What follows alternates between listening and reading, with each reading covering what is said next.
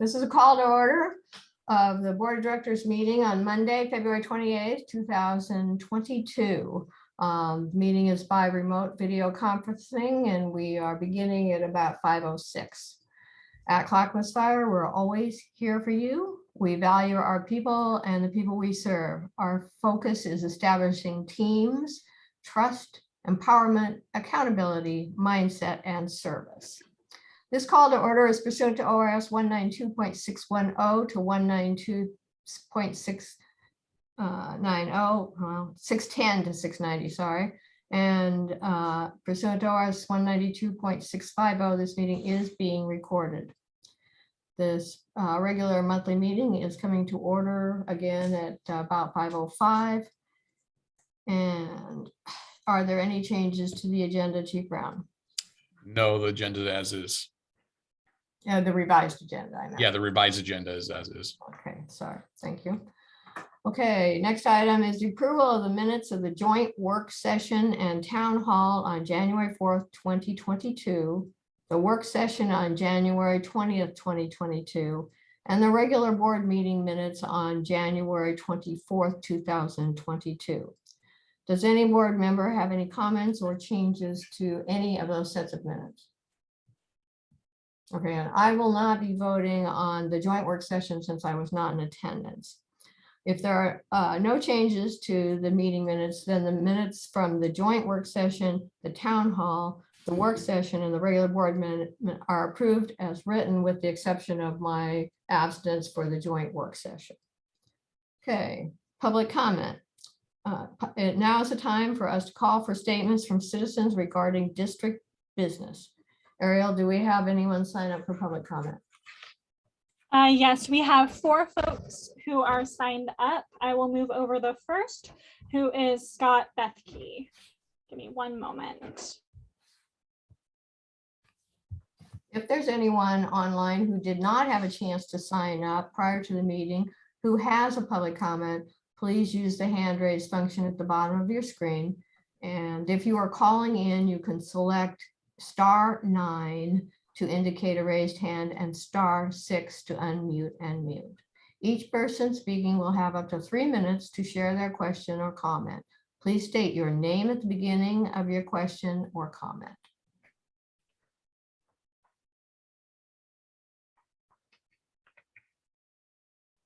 I have no means of telling you who's. He's on. Scott's on. He's just unmuted. He's about to speak. Okay. Okay, I just wanted to make sure it was my time. Sorry. Yeah. So members of the board, my name is Scott Bethke. I reside at 14580 River Birch Place in Oregon City. Today I'm here speaking as a 12-year resident of the fire district. Just for some background, I am a 25-year firefighter with one of the larger metro area agencies here. And this fire district, who you are elected to oversee, is the one that provides protection and keeps my family safe while I'm across the river doing my job. I am speaking here tonight after learning that the fire district's planning to down staff its daily firefighting force. This is disturbing to me on a couple different levels. First and foremost, those of us who are in this line of work know that this is 100% about service, service to our citizens, and taking away operational firefighting force does nothing but decreasing that service. Living here in Oregon City, one of the engines that will lose one of its firefighters, I believe Beaver Creek Engine 310, is one that would respond to my house in case of a fire. This will not only affect the firefighting force from my house, but countless other citizens throughout the district that will lose firefighters who would normally show up and on these fires. Firefighters that could potentially rescue a victim. Firefighters who are instrumental in providing efficiency and putting out fires faster and stopping loss. And these firefighters are also instrumental in increasing the safety of other firefighters that are on scene. So not only will we be decreasing service and efficiency of the firefighting force to our citizens, but also potentially putting at risk the most valuable resource this fire district has, its firefighters. So that's what I have for the majority of my comment. In closing, I would just like to remind the board that they're elected by the citizens like me to hold this administration accountable and make sure that they've exhausted all options prior to decreasing the daily staffing of firefighters and decreasing the service it provides its citizens. Thank you for letting me speak here tonight. Okay, thank you, Scott. Anyone have any questions for Scott?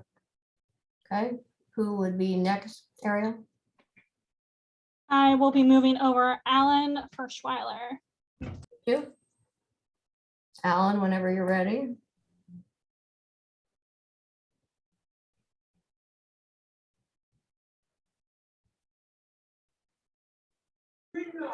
Oh, hold on.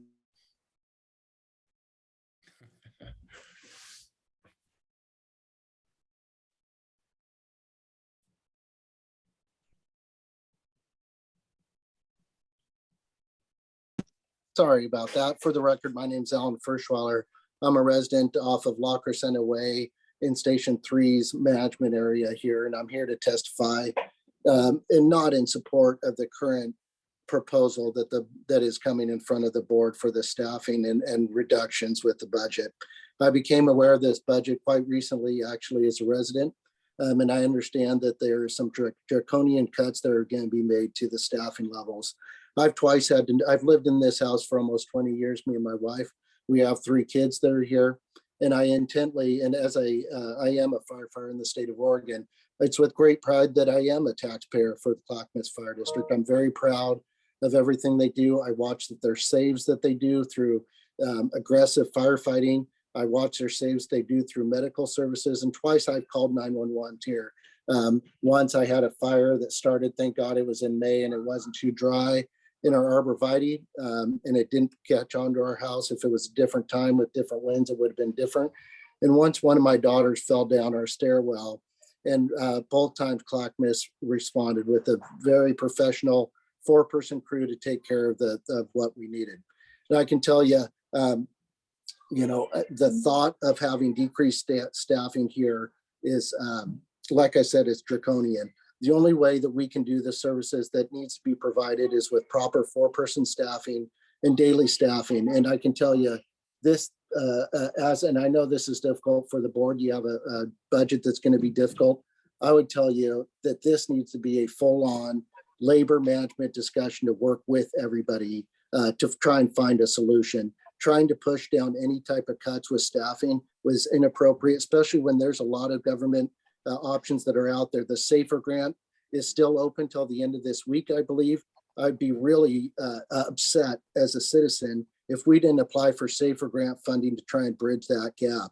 The CPR rates, if we go down to 3-person staffing, not only is it the fires that you have that influence lives, it's CPR and everything else that we do. The firefighters of this district, along with throughout the state, have done a great job battling COVID, battling wildfires. I know that the cause of some of this is because of the overtime, because we've all had it because of what it is over the past 2 years, especially with the COVID responses and the wildfire responses that you've all had. And that is a temporary portion. I know that you have some larger structural ones. Now is the time to look into the reserve funds, to look into the SAFER funding that you have, and trying to be able to appropriately fund this bridging gap. There's no reason to take drastic steps to us, the people out here calling 911 for a problem that can be temporarily fixed by using a SAFER grant and other resources such as reserve funds to get us Alan, to a you have place that we 30 do. seconds. Okay. And in closing, again, I don't know if you caught it, it's Alan Ferschweiler for the record. I would just really, really strongly encourage that we include labor in all these conversations. I can tell you, not only would this upset me, if the union and management, if the management fights the union and spends one dime on an unfair labor practice that has to be caused, I'd be very, very upset. Bring the labor in, you can find the solution together. And I'll close with that. Thank you for your time. Okay, thanks, Alan. Thomas, did you want to take back the calm, if you will? Can you hear me? Yes.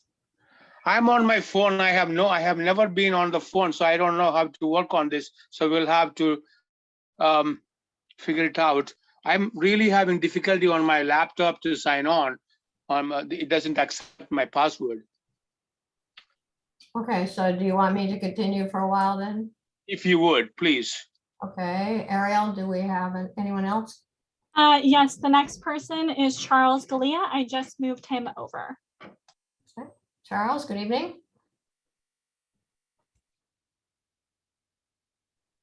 All right, I'm getting all of my mutes and videos and whatever rating to join you. I apologize for the delay, and I just wanted to make a kind of a brief comment, and that is that I am aware that there is a budget concern, as it was addressed in the previous meetings and going forward, and I anticipate meeting with the chief and the CFO this week, in fact.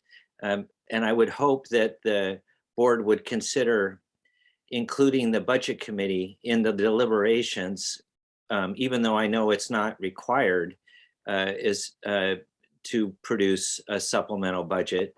But I would think that some of the, at least considerations that and background experience that the budget committee has might be of use. And I also understand that there were some granting, grants that were thought about in addressing this shortfall. But I am aware that there are other things that are unfolding currently in the legislature, as well as other places that may be possibilities that we could pursue if we had an opportunity to brainstorm together. So that's basically what I wanted to say, and offer that if you're interested in having us weigh in on those discussions. Okay, thank you, Charles. Any questions for Charles? Okay, thank you, Charles. Ariel, who's next? The last person we had sign up was Carl Koenig. Okay. Madam Chair, can you hear me? I can hear you. I cannot see, I can actually see you. I can't see myself, which is probably a bonus. For Did the you want record, me to agree with that? yeah, I know it's totally fine. It's, I definitely have a face for radio. So good evening, board, Madam Chair, Chairman Joseph, Carl Koenig for the record, 12233 Wagner. And today I am here as a resident of the fire district with a cautionary tale of service, relationships, and trust. It's come to my attention that the fire district intends to reduce daily firefighter staffing by 5 beginning tomorrow. This seems like deja vu all over again. In 1998, then Chief Brugman introduced the then board to 2 in, 2 out, and we assembled 4 companies to 4-person staffing. Almost overnight. Our effective firefighting force was increased by almost 10% as a matter of that. The first increase in staffing since the 1990 what we call the big hire. To think 2.5 years later, all those 4-person companies wouldn't be part of our effective firefighting force until a SAFER grant was awarded in 2008. Also, we didn't know that we'd be hiring our eventual fire chief and the ops chief. And they were laterally hired to expand safety and service that we had in 1998, so 10 years later. Now this management team, what I'm being told, is with minimal community input, and apparently this fire board's either, from what I'm hearing, and I am 100% responsible for these words. So if they're wrong, please correct me, is going to reduce staffing on our busiest standalone engine company, our hazmat engine company, our water rescue company, our which is Light Squad 319, I think. 2 rural engine companies, 314 and 310 being the only 2 engine companies that can respond and bring water tender on a fire in their first due. It took 3 chiefs, 1 labor union, and elected officials, some who were sitting right here today, to move in the same direction regarding staffing way back when. All the while, the public has experienced tremendous service, acts of heroism, whether on the water, the cliffs of the district, the environment, and on hazmat incidents, not to mention the pandemic and some pretty amazing fire activity. Unfortunately, if acted upon, we will find out what the decrease of an effective firefighting force will bring. More engines on 1 alarm means increased response amoebas, and not enough firefighting force means increased response times. as one example of many exacerbating another strategic goal failure as a result of staffing reductions. It bears looking at the Safer class of 2008 and see their contribution to the fire district. Chief Brown is the second fire chief hired outside. You have 15 seconds, Carl, sorry. Really? Okay. I'll finish quickly. I think it's unfortunate we have 3 minutes to talk about the peril of the district from my perspective, but less is never more, less is less. And we have a responsibility to examine every possibility and be very, very worried when people bring only one solution to the table. It is destructive to personal and professional relationships and to the citizens you serve, of which one of them and my family is part of that group. Please don't enact shift changes, reductions tomorrow. Get back together with everybody and fix this correctly. Thank you for the opportunity to speak. Thank you, Carl. Okay, anyone else come on since then, Ariel? Hey, Marilyn, real quickly, there's going to be more time at the end for Carl, if he'd like to finish his statement at the end for public comment after the presentation. So, Yeah, there will be additional public comment. Yep. Which is a variation from our usual thing. correct. So, okay, but was there someone that was already in the queue, Ariel? Yes, it looks like we have one raised hand, Chris Fig. I will move him over now.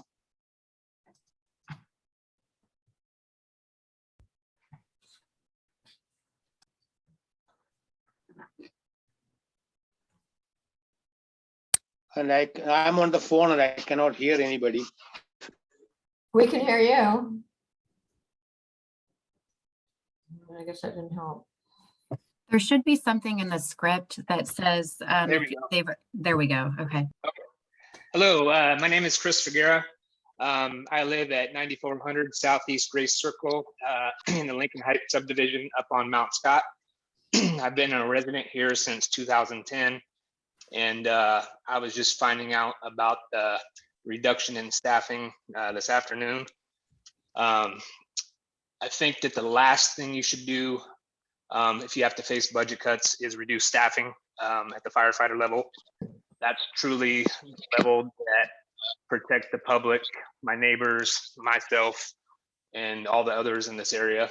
If cuts need to be made, needs to be made in other areas, or as Alan Ferschweiler said, look up safer grants, or even proposing a one-time bond to the public. Putting the public at risk is not the answer. I know here in Clackamas, the stations are pretty far spaced out. And if you reduce the staffing to 3 people, you'll be unable to do aggressive interior fire attack, and many more houses will be lost as a result. Okay, anything else, Chris? Yeah, just once again, I think that making cuts to the firefighter level is the last place you should do it. Okay, thank you for taking the time. And as the chief said, we will have additional an opportunity for additional public comment at the end of the meeting. Thomas, I can see you now, if you're there. Well, you were. Yeah, it looks Okay. like he's having some pretty good connection issues, Marilyn. Yeah. You're doing great. I'll continue. The next item of business is Civil Service Commissioner interviews. We will now conduct the Civil Service Commissioner interviews. Each candidate will be asked. Marilyn, Yes. Are you on now, Thomas? Marilyn, Yes. no, I got a text from Bob Johnson. He is not able to sign in. Well, it doesn't surprise me. Is he still interested though in being considered? Oh yeah, he is. Okay. Is Michael Morrow available? I don't know. I haven't heard from him. Nick, can we call? Yes.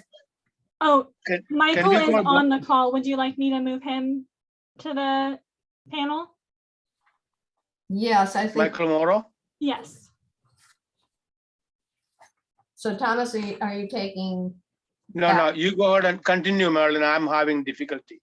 Okay, so candidate Johnson wishes to be considered but can't make the connection, which seems to be a problem tonight for other people. The next candidate is Michael Morrow.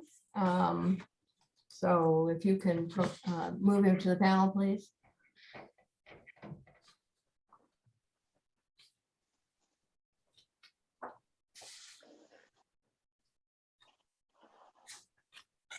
Hey, Marilyn, Yes. may I make a recommendation that just because we are having these connection problems, maybe you ask all the questions as we've done in previous interviews and I think so. the round robin thing. Okay, fine. So Michael here? Yes, Yeah. I am. Oh, there you are. Okay. First, I want to, in interest of transparency, say that I actually personally know Michael. And so if anybody has a problem with that, then I'll ask the questions, but I won't vote. Well, I know everybody on the board, so. Okay, good. All right. So Michael, we have a series of 4 questions for you. If you can't hear me or understand what I'm saying, please ask me to repeat the question. Please tell us about yourself and your interest in serving as a civil service commissioner for the fire district.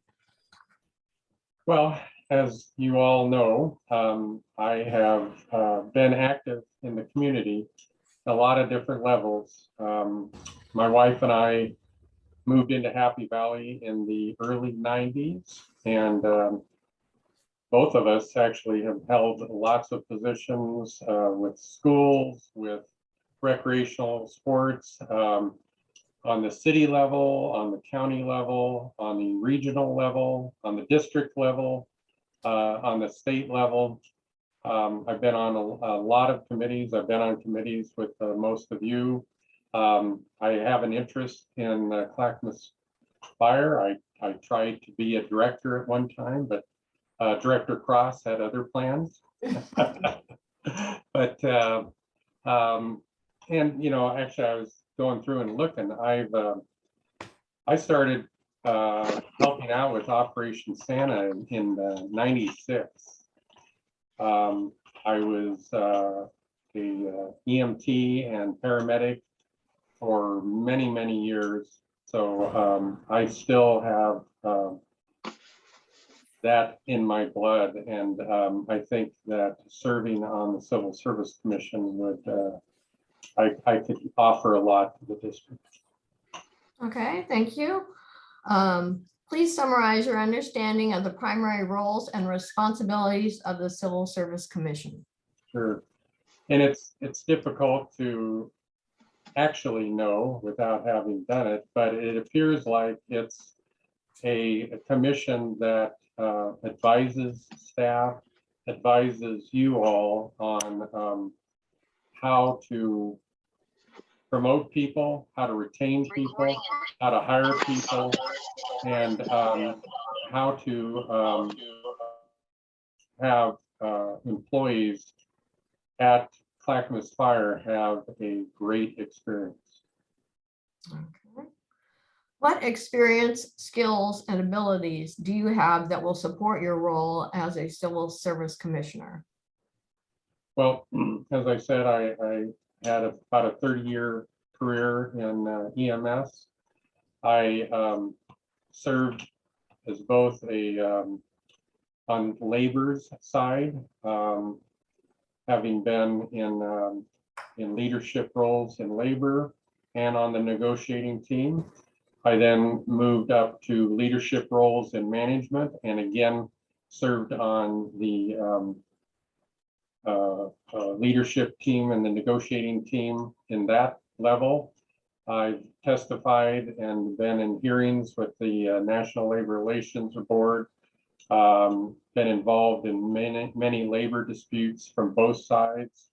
I've hired people, I've fired people, I've promoted people.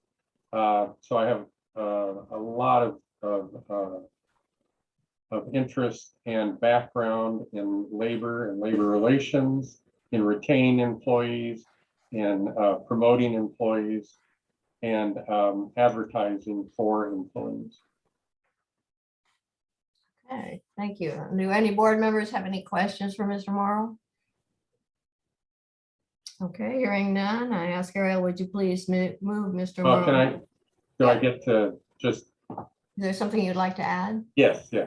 I just wanted to say that, you all know me. I've served on many boards and commissions throughout the city and county. You know that I'm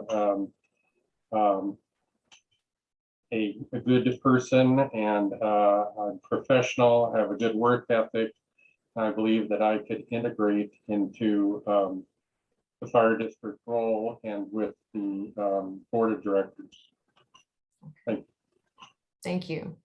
Okay, Ariel, would you please move Mr. Morrow to the waiting room? Marilyn, I'm back. Are you ready, Thomas, or you want? Yes, I think so. It looks I'm okay now. Are you? Now, I got a text from Bob Johnson that he is not able to get into Zoom. How do you suggest that we proceed about his? Can we, Nick, can we have him call you on the phone? How do we do that? Is there anything we can do? Tracy, what's the best course of action here for the gentleman that can't get on? Sure, yeah. So there is a call-in phone number and a separate password for that. And I can give him the phone number, or if I can put it in the chat if someone wants to text it to him, or. Yeah, I did just email Okay. that to him as well. Okay, perfect. Okay. So should we move forward with the other items on the subject and until he is able to contact us? What's the rest of the board members suggest? I think that's the fairest thing to do. Yeah, I would agree, Thomas. Let's move down the agenda and then we can come back to him if he can get on. So. Okay. Didn't we have a third applicant? No, she dropped out this afternoon. Oh, I'm sorry. My Angela, afternoon's been a no, zoo. Chris, we didn't have time to send out information to everybody. Just an hour before the meeting, Oh, okay. Ariel was contacted and she's unable to attend and dropped out of the program. I'm sorry. That's fine. I thought I might have missed it. My afternoon was a zoo and somebody opened all the cages today. So This has been, I tell you, it has been a day, I mean, an hour from where, I don't know. Anyway, so I've been on this phone on my computer since 4:30, trying to get on. So let's do this.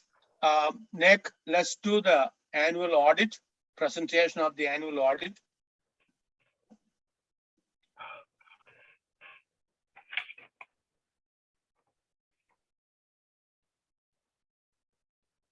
Nick, can you hear me? Yeah, I'm starting to have computer issues. Where are we at, Thomas? I just had to log out and log back in. Okay, let's do the presentation of the annual audit. Okay, perfect. Thank you so much. So unfortunately, members of the board, CFO Whitaker had a family emergency that he had to fly home to Sacramento for to take care of some things. And so I'm going to be walking through the audit. So I'm a little bit underprepared here, but we'll give it a whirl. We have Russell Rise here, and he is going to be presenting on the audit. So Russell. Thank you very much. And I'll try to keep this as brief. Looks like you guys have a big agenda tonight, so I'm going to try to keep this as brief as possible. Russell Reese, managing partner with Gerard Seaward Pollard CPAs here in Westland, Oregon. Pleased to present the results of the June 30, 2021 audit report for Clackamas County Fire District. I thought what I'd do is just quickly cover the audit report, the opinion that was being issued, quickly go over the basic financial statements, and then open it up to any specific questions anyone has on the results of the audit. So if everyone would turn to page 2, independent auditors report. The key area to look at is down towards the bottom, the opinions paragraph. We're pleased to report that it's in our opinion that the financial statements referred to above present fairly in all material respects the respective financial position of the governmental activities major fund and the aggregate remaining fund information of Clackamas County Fire District Number 1 as of June 30, 2021, and the respective changes in financial position thereof for the year then ended in accordance with US GAAP. So again, the district is receiving an unmodified or clean opinion on its financial statements. So a job well done. So we're issuing a clean opinion. As far as reviewing the internal controls and all of that information, we're pleased to report that we are not issuing an internal control memorandum. Again, consistent with prior years, we did not see any internal controls where there were deficiencies that rose to a level of either a significant deficiency or a material weakness in internal controls. And if we did come across something like that, that would have been noted in that separate report. So again, we're pleased to report that was not an issue again this year with the report or with the during the audit engagement for 2021.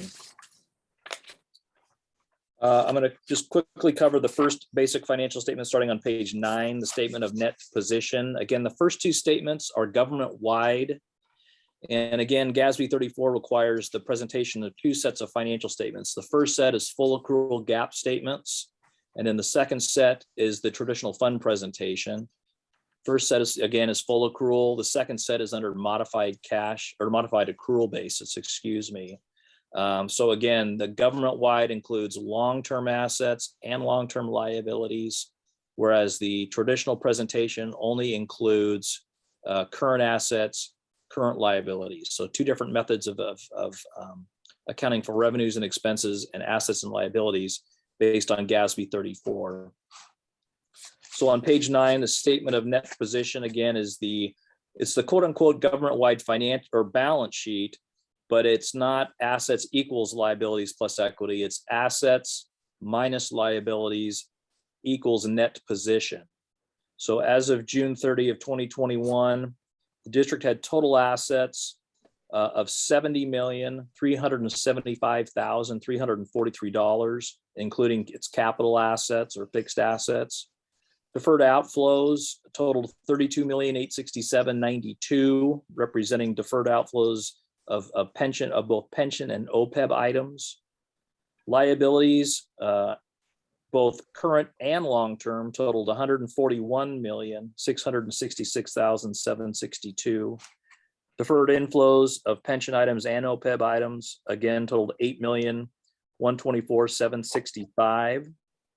When we take our total assets up above of 70 million plus and our total liabilities and deferred inflows of 149 million plus, it results in a deficit net position of $46,549,092.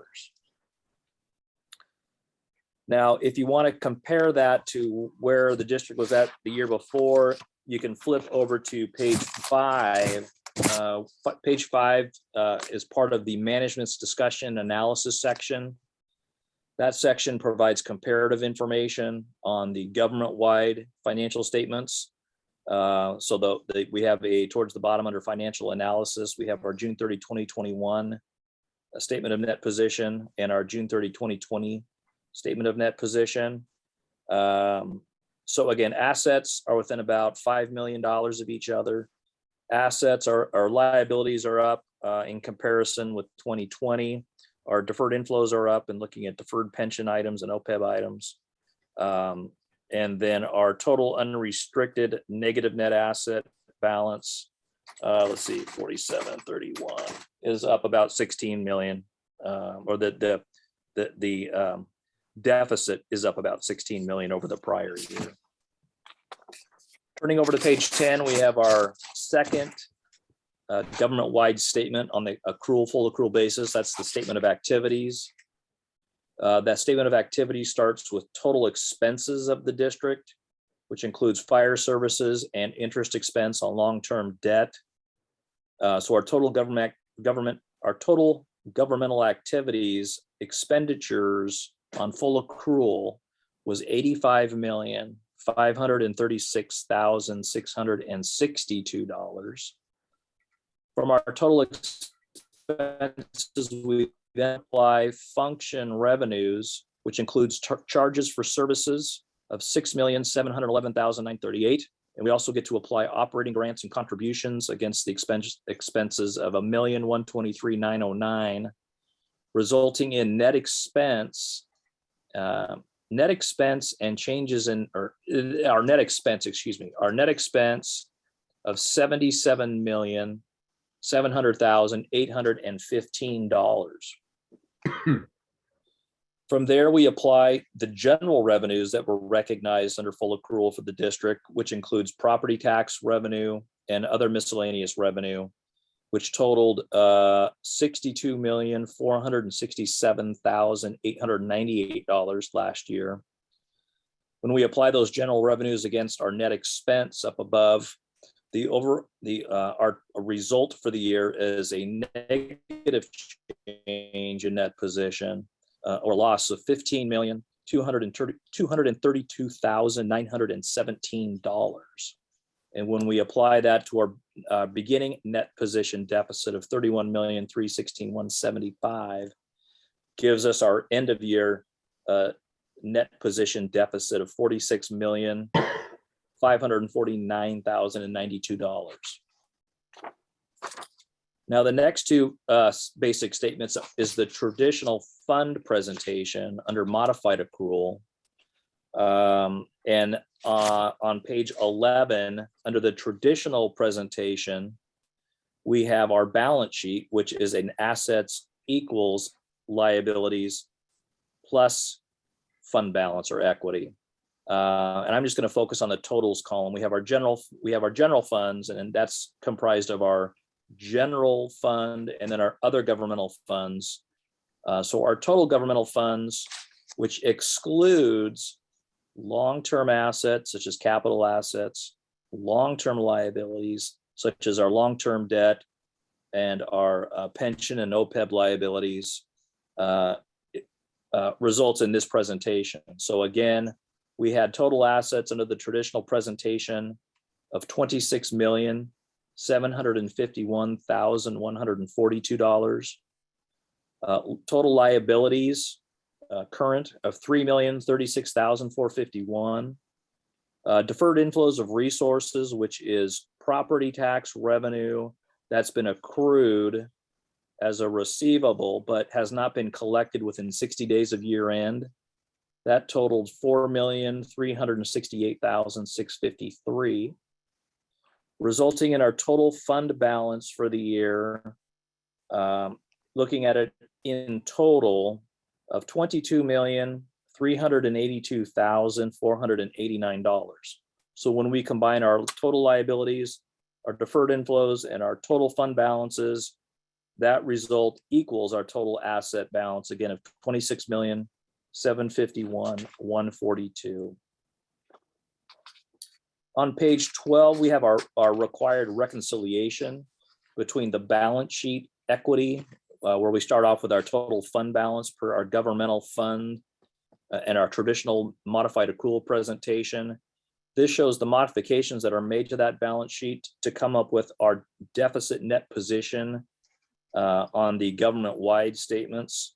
Again, you'll note that the major adjustments that are made to their traditional presentation is the addition of capital assets, adding back the historical cost of your fixed assets or capital assets.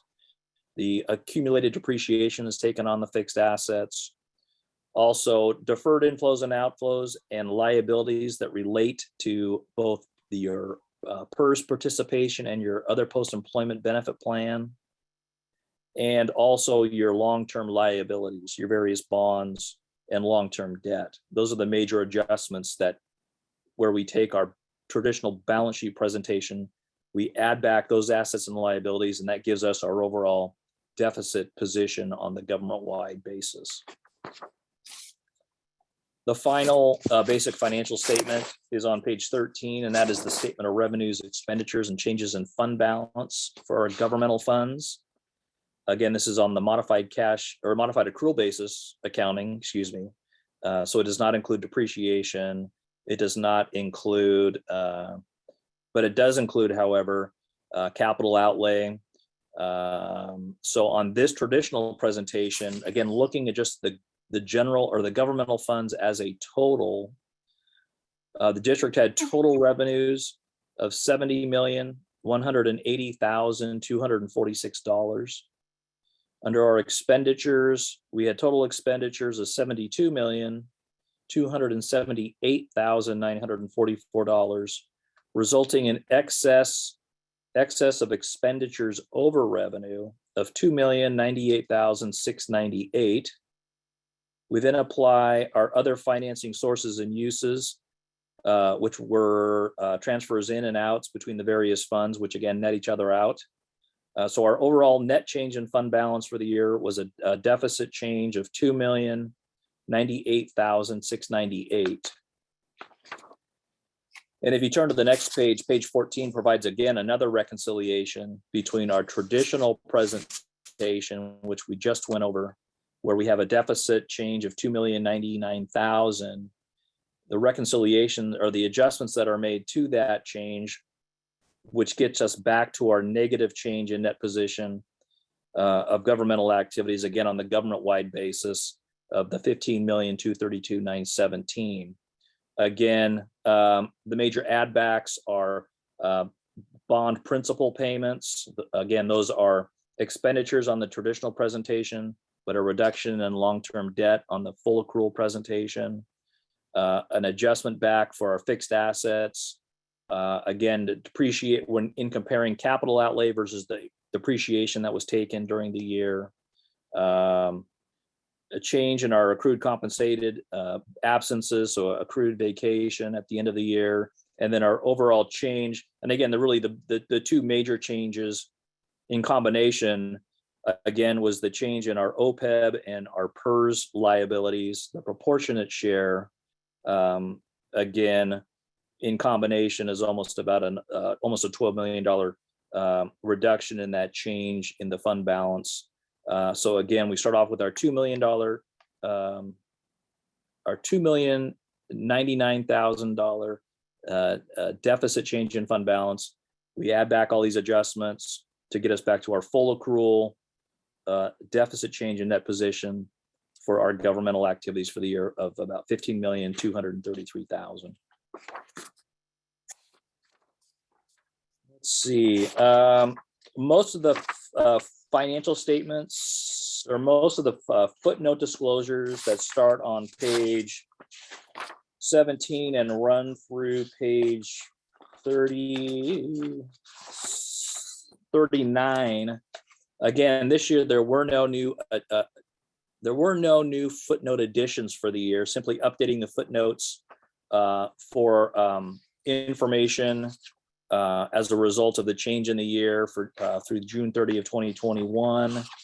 So for example, flipping over to page, let's see, I'm just going to quickly flip over to page 25. Footnote C again has our capital asset footnote. Again, this shows the beginning of year composition of our non-depreciable and our depreciable capital assets and our accumulated depreciation that's been taken on those assets as of the beginning of the year. Under the addition columns, that will show you the additions in capital assets for the year. So capital assets that were expended under the traditional presentation, but are capitalized and added to your assets. And then also the depreciation that was taken on the equipment for the year. And then the resulting ending balance, which again, on a net basis will tie back to our statement of net position. Our 5 to 6 page PERS footnote again was updated for the most recent measurement taken on the plan as a whole. And so again, the measurement date is taken at the beginning of the year. Milliman and Associates works in conjunction with Oregon PERS. They are the ones that do the actuarial valuation and come up with either a net pension asset or net pension liability for the plan as a whole. And then they allocate that, which unfortunately is still in a net, it's in a net liability position. So the amount that was allocable to the district as of June 30, 2021, but represents the measurement date as of June 30, 2020, was 79,512,674.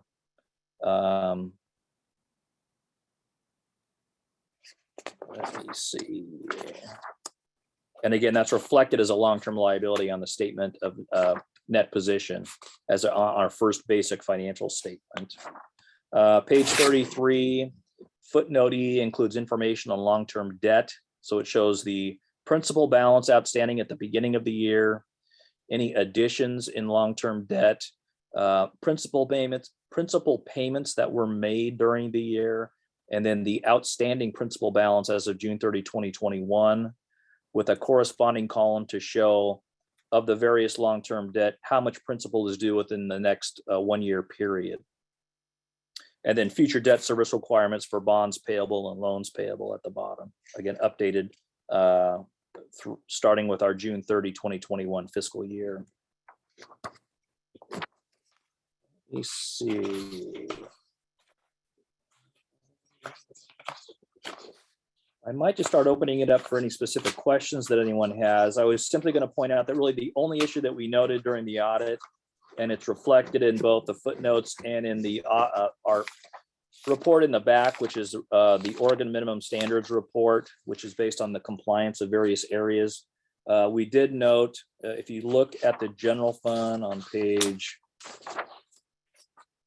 the budget to actual on page 42, this was really the only item that we noted in this year's audit, is that in comparing the original budget and the final budget appropriations to actual expenditures for the year, we had an over expenditure in the emergency services appropriation line item, that being approximately $729,000. With most of the accounting staff turning over, I was not able to get a reasoning behind that. My only assumption is that I think last year was the first year that the district went from the traditional appropriation categories of personal services, materials and services, capital outlay, etc., to a program appropriation line item of fire chief, emergency services, business services, and then debt service and contingency.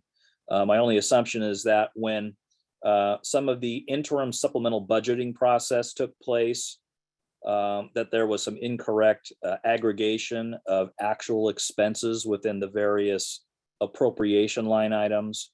Because when you look at the total expenses in the general fund as a whole, total expenses are still within budget. So it was just a matter of something happened in that aggregation of the separate department categories between emergency services and obviously business services. We have a large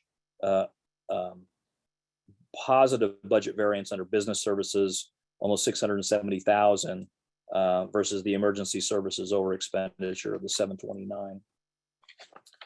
So again, you'll note that in the footnote disclosures under stewardship, and which contains the budget disclosures in the footnotes. And then if you turn quickly to the back of the audit report under our independent auditors report, that's required by state regulation. Middle of the page, we perform procedures to the extent we considered necessary to address the required comments and disclosures, which included, but were not limited to, the depositing of public funds with financial institutions, indebtedness limitations, budgets, insurance, the authorized investment of surplus funds, public contracting and purchasing. Right below there, we disclose the fact that in connection with our testing, nothing came to our attention that caused us to believe that Clackamas County Fire was not in substantial compliance with certain provisions of laws, regulations, contracts, and grants. In the final sentence, it says, except emergency services expenditures exceeded appropriations by $729,000 in the general fund. So you should expect to receive a letter from the state inquiring about the circumstances surrounding that.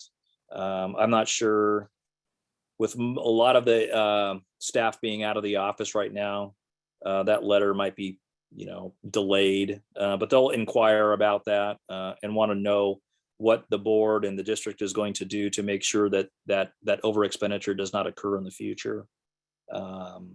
And if you need any help responding to that, when the notice does come, feel free to contact our office and we can assist with that disclosure. But again, below the compliance section, again, under internal controls, so at the bottom of page 54 and the top of page 55, when we get into internal controls, you'll note that the district is receiving a clean. We're not noting any instances of internal control where we felt that there could be deficiencies, again, that would rise to a level that would have to be either reported to the board or those charged with governance and or included in this minimum standards report. So that's our report. I thought at this point I'd open it up for any questions, and if I can't answer it off the top of my head, I will definitely research and get back to you on specific questions, but fire away. Before the board members ask questions, Nick, do you have any additional comments to the audit report? No, I don't at this time. Just after the questions, I would just recommend an acceptance of the audit financial statement for year 2020, 2021. Most of what the auditor said are bullet points that Mark wanted to touch on. So Okay. I have nothing additional to add based on Mark's report. Thank you. Jim? First of all, thank you, Russell, for the thorough report that you do every year. Welcome. I also had, I was wondering too, I saw on the summary report that the emergency services expenditures exceeded appropriations by $728,912. So I wasn't sure if you were aware yet, because you mentioned that we're going to get a letter from the state, and basically because we overextended by 728, we'll get a letter from the state asking, hey, what are we going to do about that? I wasn't sure if you were aware that this time last year that the budget committee actually approved for our first time in history an upside down budget. I think the number was about 1.8 million upside down at the time, but because of a mistake that the current administration found from the previous administration, it was about $1 million on revenue estimations, and due to a few other issues, it looks like our current, if we didn't do anything from now until June 30th, looks like we'll be upside down by about 3.6 million. Oh, wow. Okay. So if we didn't do anything. So knowing that, just as we're kind of heading into that right now, if we didn't do anything, we'd be 3.6 million overexpended.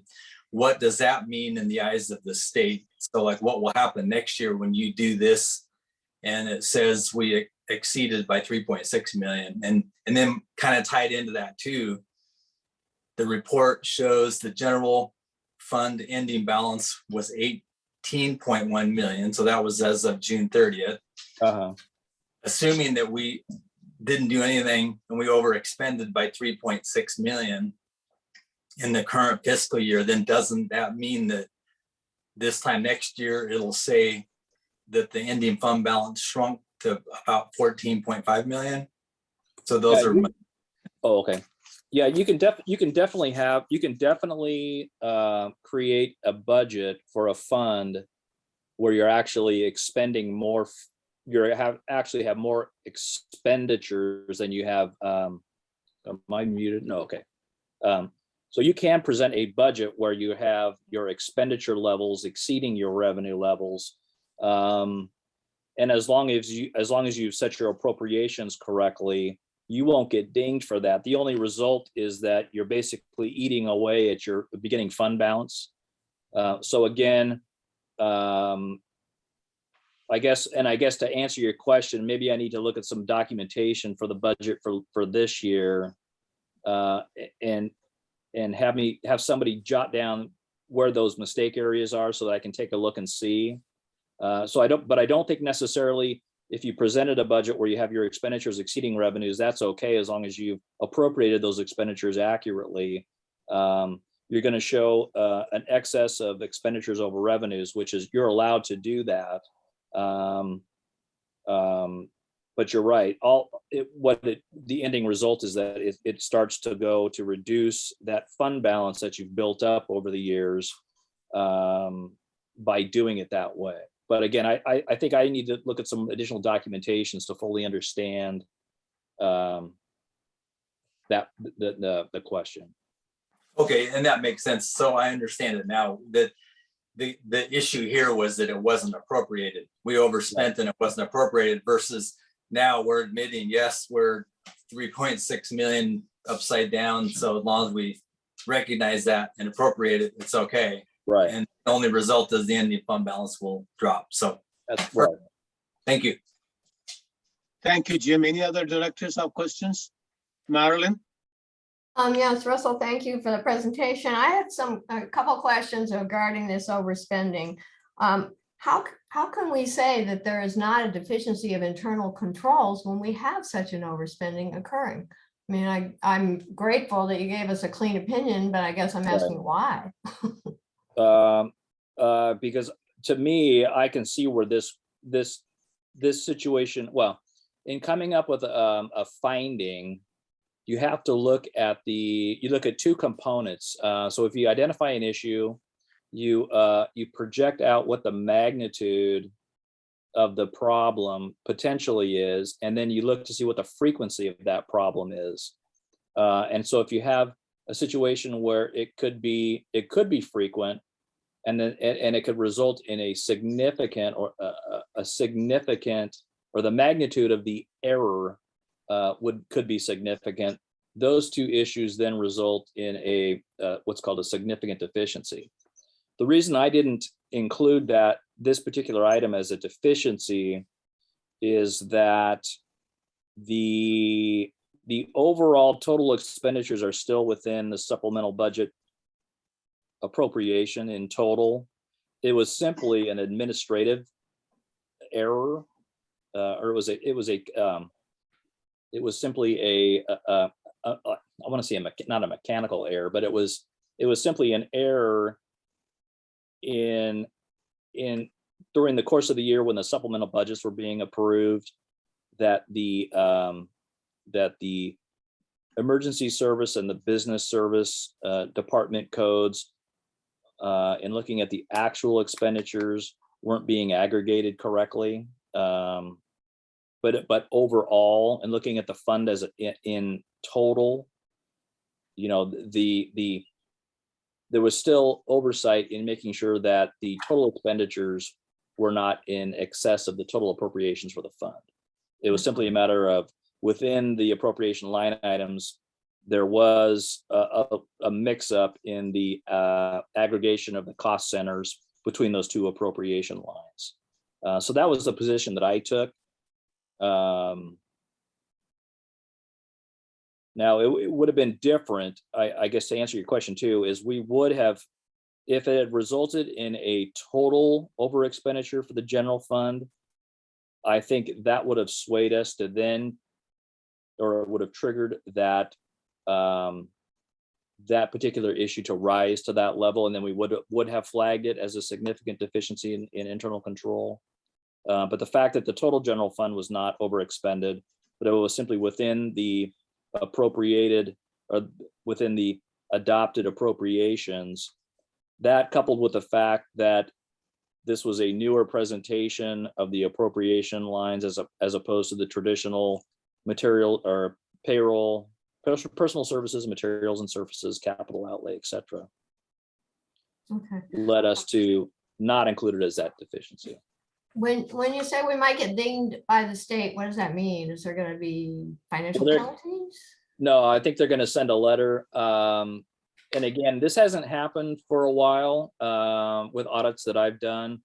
So I'm not sure what exactly is going to come of this, but typically what I've seen in the past is that the state will issue the district a letter inquiring as to the reasons behind this over expenditure. So they're going to want to know why it happened.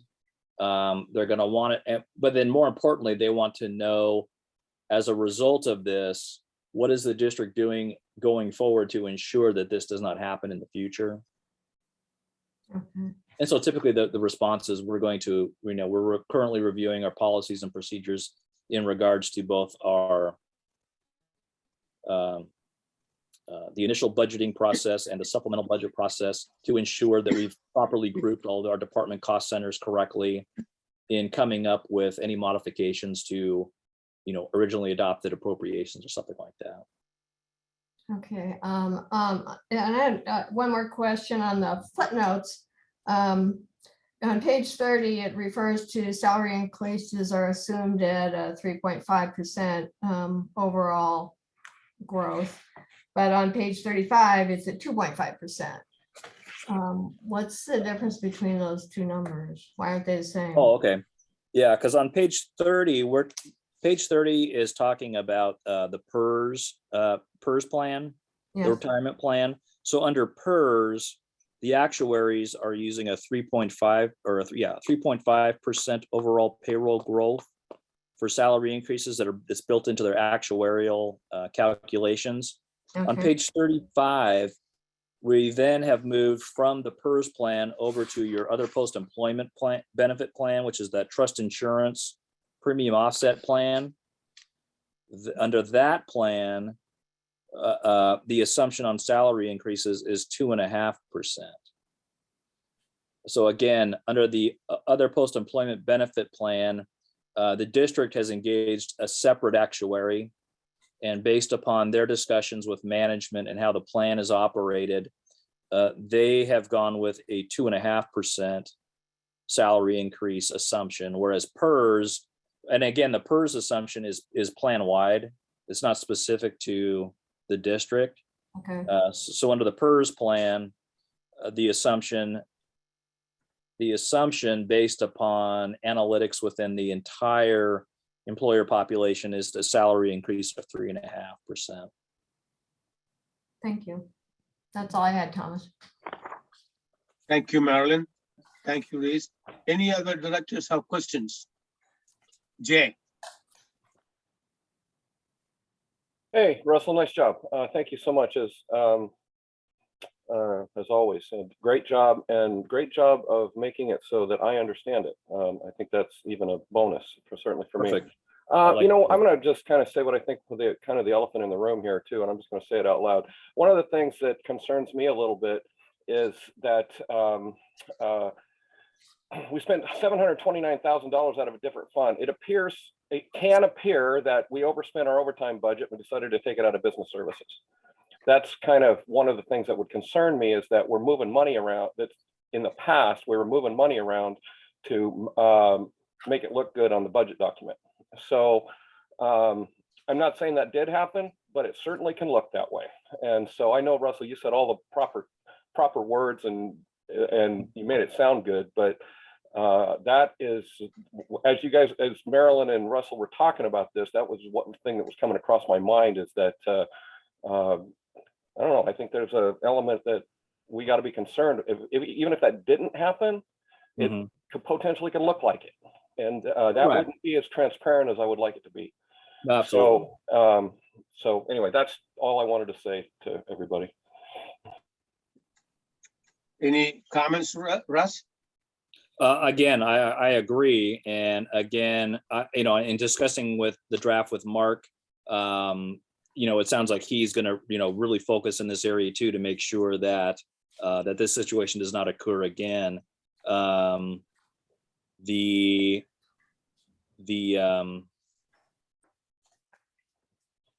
again too, I think, looking at last year too, that it wasn't your standard run-of-the-mill fiscal year, in that the district had a lot of conflagration activities going on last year. You had the PERS pandemic, you had the COVID pandemic going on. So to say that the last 2 years have been, and then the fires the year before, to say that the last 2 years have been, run-of-the-mill years is really an understatement. So I can see that. Well, and again, we've been auditing the district. I forget how many years now we've been auditing, and this is the first time that this really has occurred. So again, it's not to me, it's not something that's a systematic issue. This was a one-off event. Because again, we've been auditing the books and records for, I would say, 5 or 6 or 7 years now. And this has not occurred in the past. So to me, it's not a systematic issue. It was, again, it was a situation where I think it was just the culmination of the perfect storm of the change in the appropriation line items. And then somewhere along the line, during the process of performing the supplemental budgets over the year, I think, at least one of which was due to the additional costs associated with the conflagration activities, was the result of this. So, in our minds, it's not a systematic issue, it's a one-off. And again, so I'm going to be interested to see what the state says about this. But again, I think the key too is going to be that they want to, their focus, this occurred, but they're going to really be more interested in how is the district going to ensure, or how are they going to beef up their policies and procedures to make sure that this particular type of situation doesn't occur in the future. Thank you, Russell. Nick, do you want to add anything more to that before I ask for the motion? No, Thomas, we're good. Okay. Do I hear a motion from the board to accept the fiscal year 2021-22 annual audit? So moved. Jay Cross moved. I'll second, Thomas. Chris seconded. Ariel, please call the roll. Chris, Aye. Jim, Yes. Marilyn, Yes. Thomas, Yes. Jay. Yes. Thank you. Pass unanimously. Thank you, Russell. Thank you very much. Have a good rest of the week, and have a good Appreciate rest it. of the meeting. You're welcome to stay on, or you can welcome to check out too. Thank you. Thank you very much. Thank you. Now, we will go back to the Civil Service Commission. I understand Bob Johnson was able to be connected with us. Ariel? Yes, I have just allowed him to talk. I think he just needs to unmute himself using *6. Okay. Bob, can you hear us?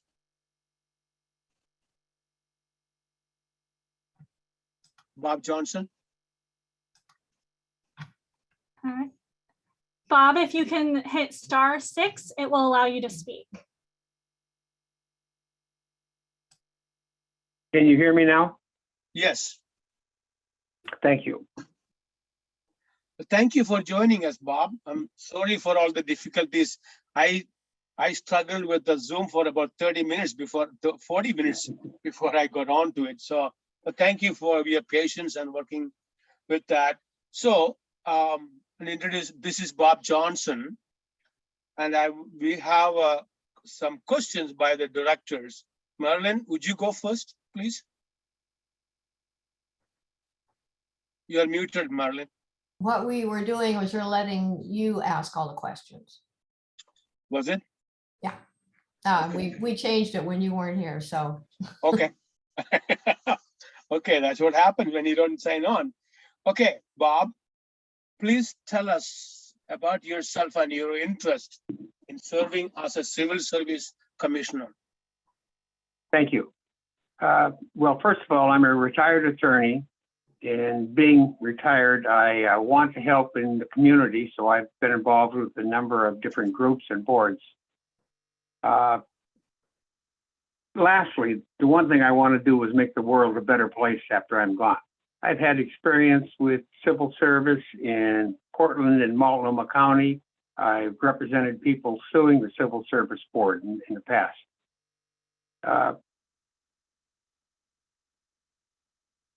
When I look at the commission, is it's responsible to oversee activities in conjunction with statutes and rules. It's not to apply their own opinions or biases. I have served on a number of different groups over the years. Excuse me.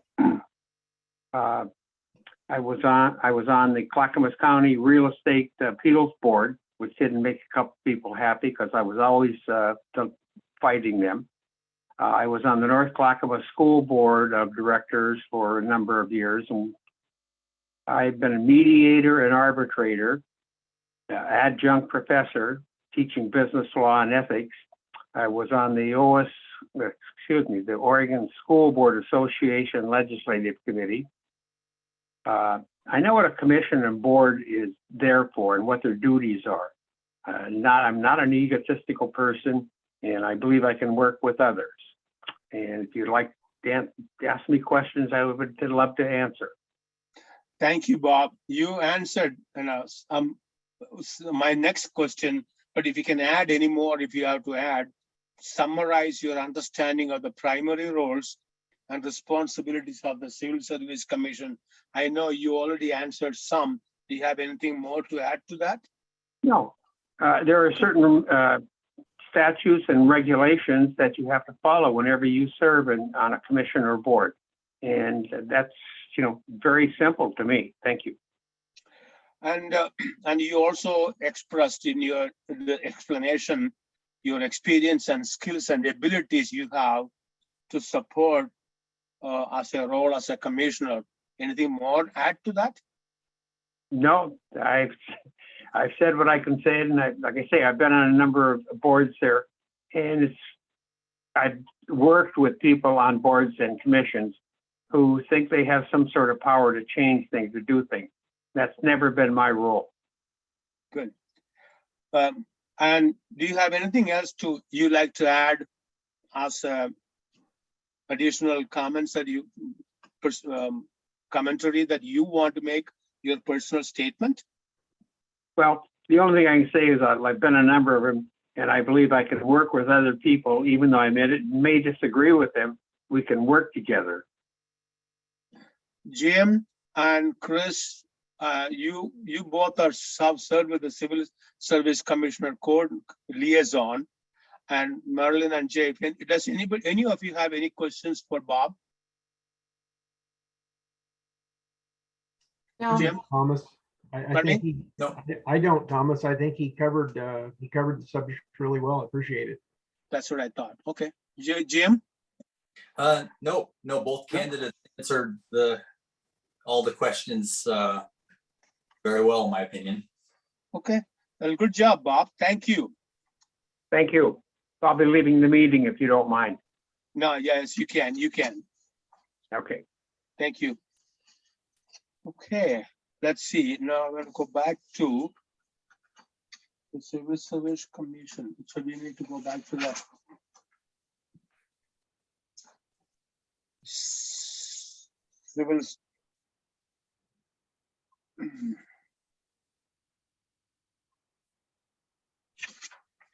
We need to take since there is no other questions, and we had discussions with both the candidates that is available. I'm trying to find them. Just got lost a little bit. Nick, you turn it over to Steve Dieters for his request for approval. Okay, Steve. Thank you, Mr. President, members of the board. Now that you've interviewed the candidates, you'll need to discuss the candidates and the action requested. There is a board staff report in there with some of the history of civil service, and I'm sure all of you are very familiar with that. But you'll need to make a selection, and we would request that you appoint one of the applicants to a 4-year term for the Civil Service Commission. Hey. I think I'm missing page number 2. That's what I was looking for. Okay. So, Jim, fellow directors, any comments or thoughts? Oh, were you asking me, Thomas? Yes. Well, I guess board, we need to discuss and decide who are we going to select. Well, I guess if you ask me to go first, first of all, we had 3 great candidates apply. There are times when no one applies, or 1 or 2, and we've had kind of a difficult time. So when I saw and read the briefings of these 3 candidates, I thought, wow, 3 excellently qualified candidates. So thank all 3 I thank all of them for that. Well, now one dropped out. We still have two great candidates. I made a few notes. Bob had good community experience, the vaccine clinic, NCSD board, his legal expertise would be great. So I thought that was all good. Michael Morrow, a lot of good community experience at all levels, city, county, regional. He's been a paramedic. So he's got a good understanding of our system. So really, I wish we had two openings in this case, but we only have one. And you know, I guess the one thing unrelated to this interview, but I guess it's an interview to me in a way, I observed Michael Morrow chair a meeting the other day that I happened to just be a citizen watching. He was part of a commission. He had 50 or more hostile citizens. Chris and I know many of them very well and part of our past, but as a chair, he led that meeting and made the statement over and over that he wanted to give every single one of those people the opportunity to talk and put their opinion in. He wasn't going to end the meeting until he heard them all out, no matter how long it took. That meant a lot to me. And I even had a few other citizens who watched the meeting comment to me afterwards. So based on that, I appreciated his input and his approach when it comes to these meetings. So with that, I would choose Michael to be the one candidate, but I wish we had two. So that's my. You know, also, I think, you know, we in the past, when we informed them of the selection, we would like to ask their permission to keep them on file so that if when future opening comes up, we can reach out to them and do that. Jay, do you have anything to, what is your thoughts? Well, I tell you, Jim, you said everything I was thinking, and probably articulated it better than I could have about the candidates. And I agree with everything you had to say. Michael has been around a long time, as we know. We kind of know his work. We've seen him, so he's a little bit more of a, I guess, a known quantity in our community. Unfortunately, I don't know Bob as well, and as being an attorney, you know, I like the idea of having a retired attorney that wants to contribute back to his community as well. I mean, they're both, I would agree with you, Jim, but it's hard to say anything bad about Michael Morrow too. I mean, not that there's anything with Bob, but even as long as Michael's been around in our community, it's hard to find anything to say bad about him. So I guess I would lean towards Michael myself as well in that setting. Although I think both of them are awesome candidates. So that's just my 2 cents. Thank you, Jay. Chris? Well, Jim and Jay have done a pretty good job of stealing all the thunder I could come up with. I think we kind of, our cup runneth over with good candidates. I've seen, you know, just we had a hard time every time finding a candidate. This time we had 3, and even with the one dropped out, I think the commission would be well served by either Bob or Michael. So, I mean, it's a difficult, they both bring a different experience and skill set that could be very valuable to the commission. Thank you. I would have to say it's a difficult choice we have, but my leanings would be towards Michael at this point. And I interest a full disclosure, same as Marilyn. I've known Michael for a number of years. In a few months, Michael is going to sit on the Sunrise Water Board budget committee again for us. So I believe Michael would do a great job, and I would encourage, if we do go that direction, to have Bob keep his name on file in case we do get another opening, because he'd be a great asset to the commission himself. Marilyn, thank you, Chris. I agree with everything that's been said by the other directors.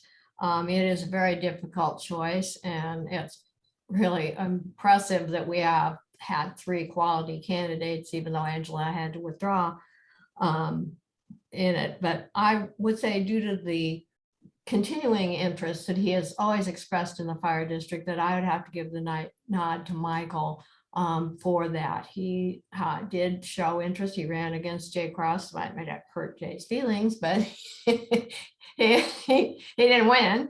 So he's indicated a continuing interest in the fire district. So I would be in favor of Michael as the appointment. Again, as everyone else has said, keeping if Robert wants, or Bob wants his name kept on the list to actually have a list for civil service commissioner.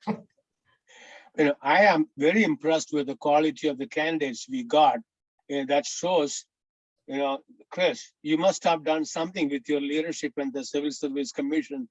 They know you are the liaison and you are on the Civil Service Commission. They must have gone after you.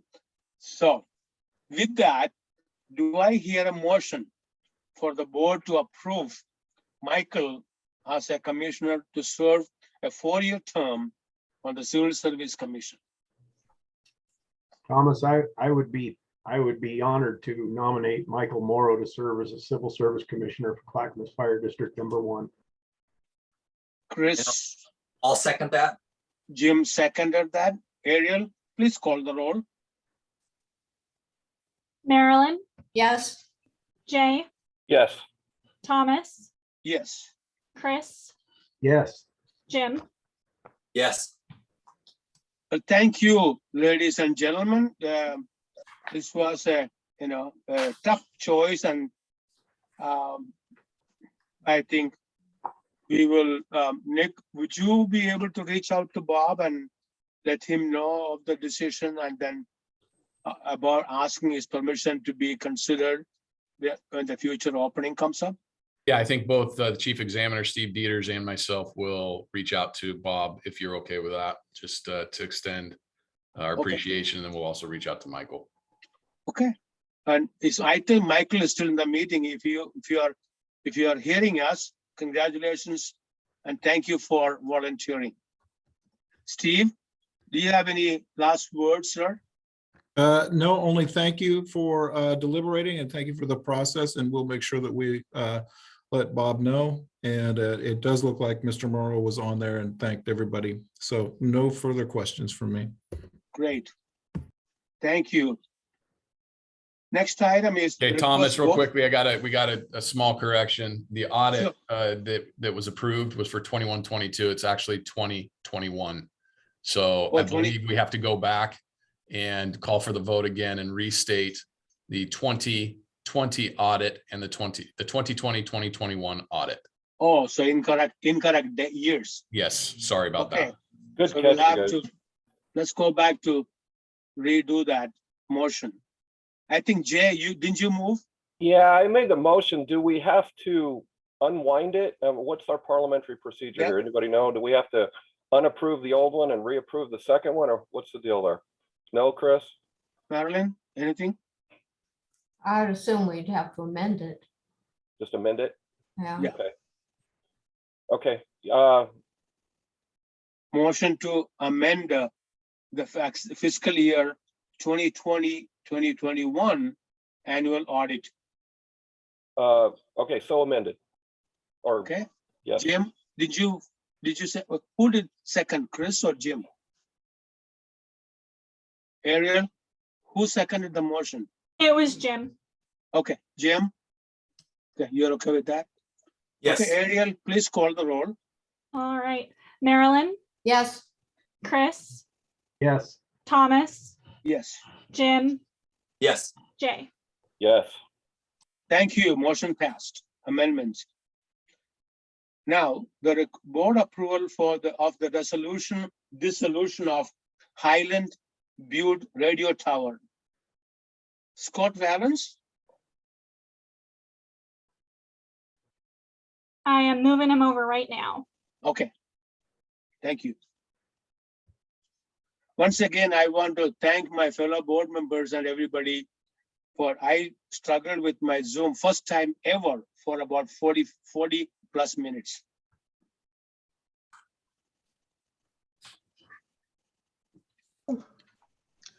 I am unmuted and, excuse me, trying to get my camera on.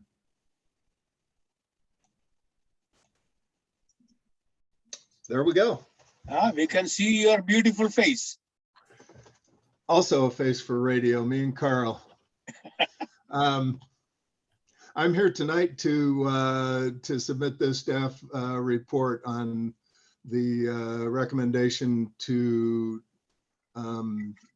for the dissolution of the current Highland Butte radio tower out in the Clarks area of Beaver Creek. The report, I hate to say, is as submitted, but I do have a couple of updates to make to it.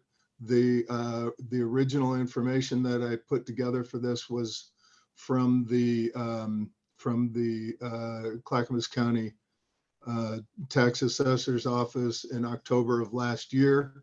The assessed value has gone up from $50,000+ to $54,000, and the market value, according to the county, has gone up from $78,000 to $90,000. This tower, as stated in the staff report, is being replaced by the new C800 tower, which is actually on the top of Highland Butte and approximately 150 feet higher than the current location, not on the backside of a ridge, and with a physical tower that is actually higher than the current one. So it's certainly a good move.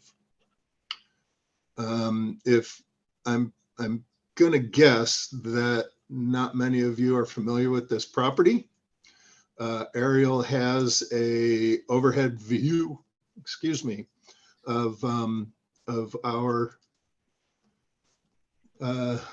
current Highland Butte radio tower. This is off of Beefson Road out in the Clarks area.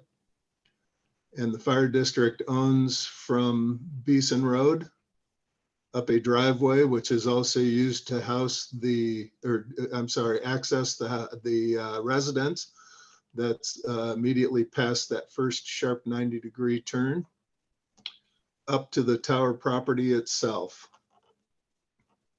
which is kind of an oddly shaped piece, but houses a building that was built in the 50s as part of the civil defense. We're just talking civil service, civil defense radio system, which required line of sight radio towers from the Canadian border to the Mexican border.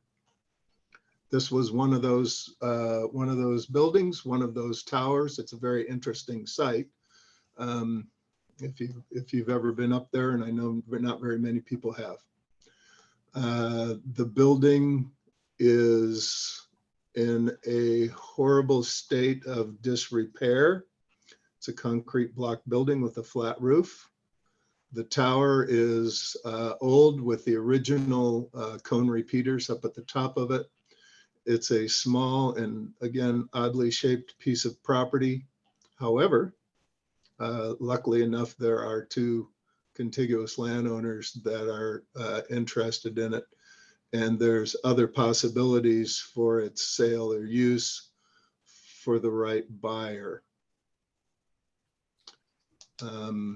That's it in a nutshell. If you have any questions or anything I can clarify, I'm happy to do that now.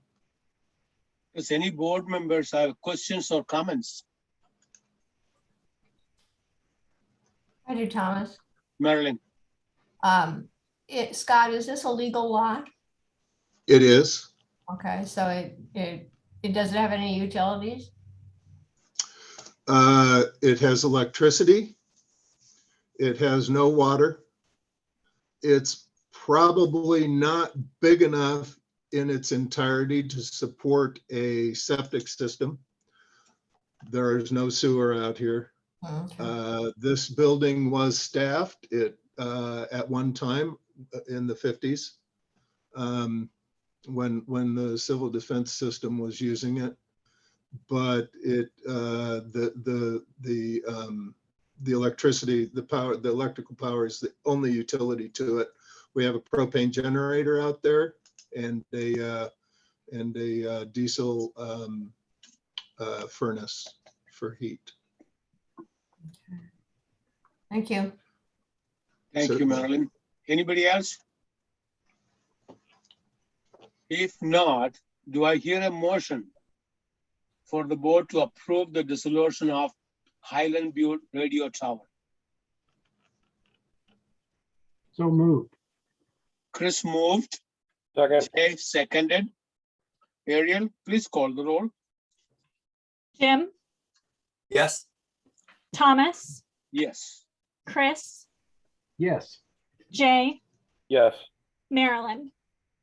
I support disposing of it. I'm not sure that how you dissolve it. So I'm kind of mystified by the request. So. Oh, by the word dissolution? Yeah. Might have been the wrong word to use. Aren't we authorizing the fire chief to surplus the property? Yes. Okay. I would be more comfortable if that was the authorization. Okay. Does that mean you have to amend the motion? Yeah, I would move it. Well, we have a pending motion, so something. I would move, I would amend under a friendly amendment. I would amend the motion to dispose of the Highland Butte Tower property. Okay. And Jay, are you okay with the change? Okay. Okay. So now, Ariel, please call the roll again. Jim, Yes. Thomas, Yes. Chris, Yes. Jay, Yes. Marilyn. Yes. Thank you so much. Appreciate it. You're welcome. Thank you. Thank you, Scott. Mhm. Legislative update. Lobbyist Genova, is she in? I do not see her in the meeting at this time. Okay, we'll wait for her. Liaison and board committee reports. Director Wall, could you help me report on our executive committee, any summary? Okay. Certainly, the executive committee met on February 8th of 2022 at the request of the fire chief. And we had general discussions regarding the status of the battalion chief contract, the financial updates that we will be hearing about from the chief and that have been the subject of the public comments, an update on Gladstone, and just further discussion about efforts that are necessary to bring the budget into alignment. Most of the items will be discussed at one time or another tonight. Thank you, Marilyn. And anybody has a questions to Marilyn or me? Is Commissioner Davis in the audience from Civil Service Commission? You are. Great. Welcome. I want to say hello to you and Director Chris and Jeff. Do you have any update about civil service?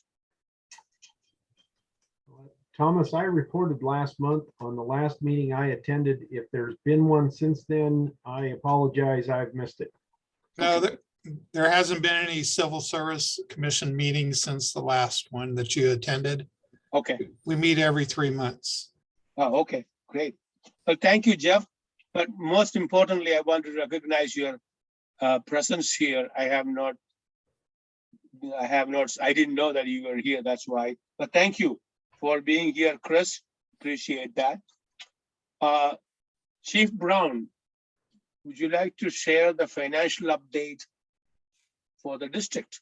Yeah, thank you so much, Thomas. Again, just want to excuse CFO Whitaker and just would ask that the Clackamas Fire family keeps him and his family in your thoughts and prayers tonight. I would greatly appreciate that.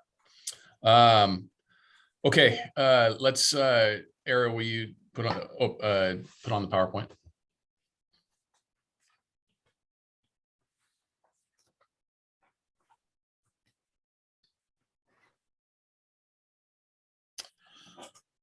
Okay, awesome. Thank you so much. So members of the board, just to roll back a little bit, the audit talked about it a little bit. Jim brought it up a little bit, but in April, we identified a $1.8 million budget shortfall. We made some quick decisions, trimmed off about 400,000 of that, and passed a $1.4 million budget shortfall in May that was approved through the budget committee and the board. CFO Whitaker noticed an error and identified he had an error identified in revenue forecast that was noted in just before Christmas. We brought this forward to Command and General Staff to try to lock in exactly what the problem and what this meant to the organization. We presented to the board in a work session that was with Local 1159. Next slide, please. This was a slide that Director Searing was trying to show. It shows the financial state of the organization currently if we were to do nothing. The red shows the affected deficit that we would be under for the remainder of this fiscal year at 3.6.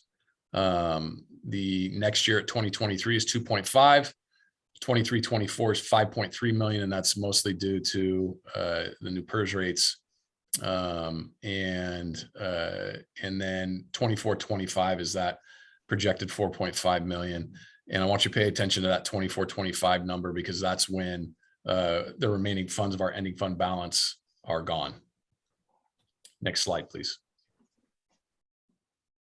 So since the original forecast and since our board meeting, our work session, we've identified about $1.3 million in ongoing administrative reductions, identified through reduction in force, attrition, materials and service reductions.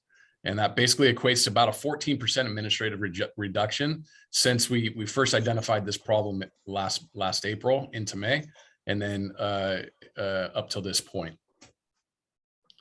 At the beginning of February, I came to the operations chief and basically told him that I needed about 2.9 million in ongoing operations reductions by reducing to come up with a plan. The plan has since been 5 engine companies to 3-person staffing. Now the companies, I'll get into that in a little bit. The new advisory PERS rates due to high investment returns in 2021 has slightly reduced. And the expected PERS cost increase in FY for year 2023, 2024 is a little bit better than what the original forecast reflects. Next slide, please. Now, I want you to pay attention to this where we were all red. I want you to pay attention to 2023, 24, where we were projected at that 5.4, 5.6 area.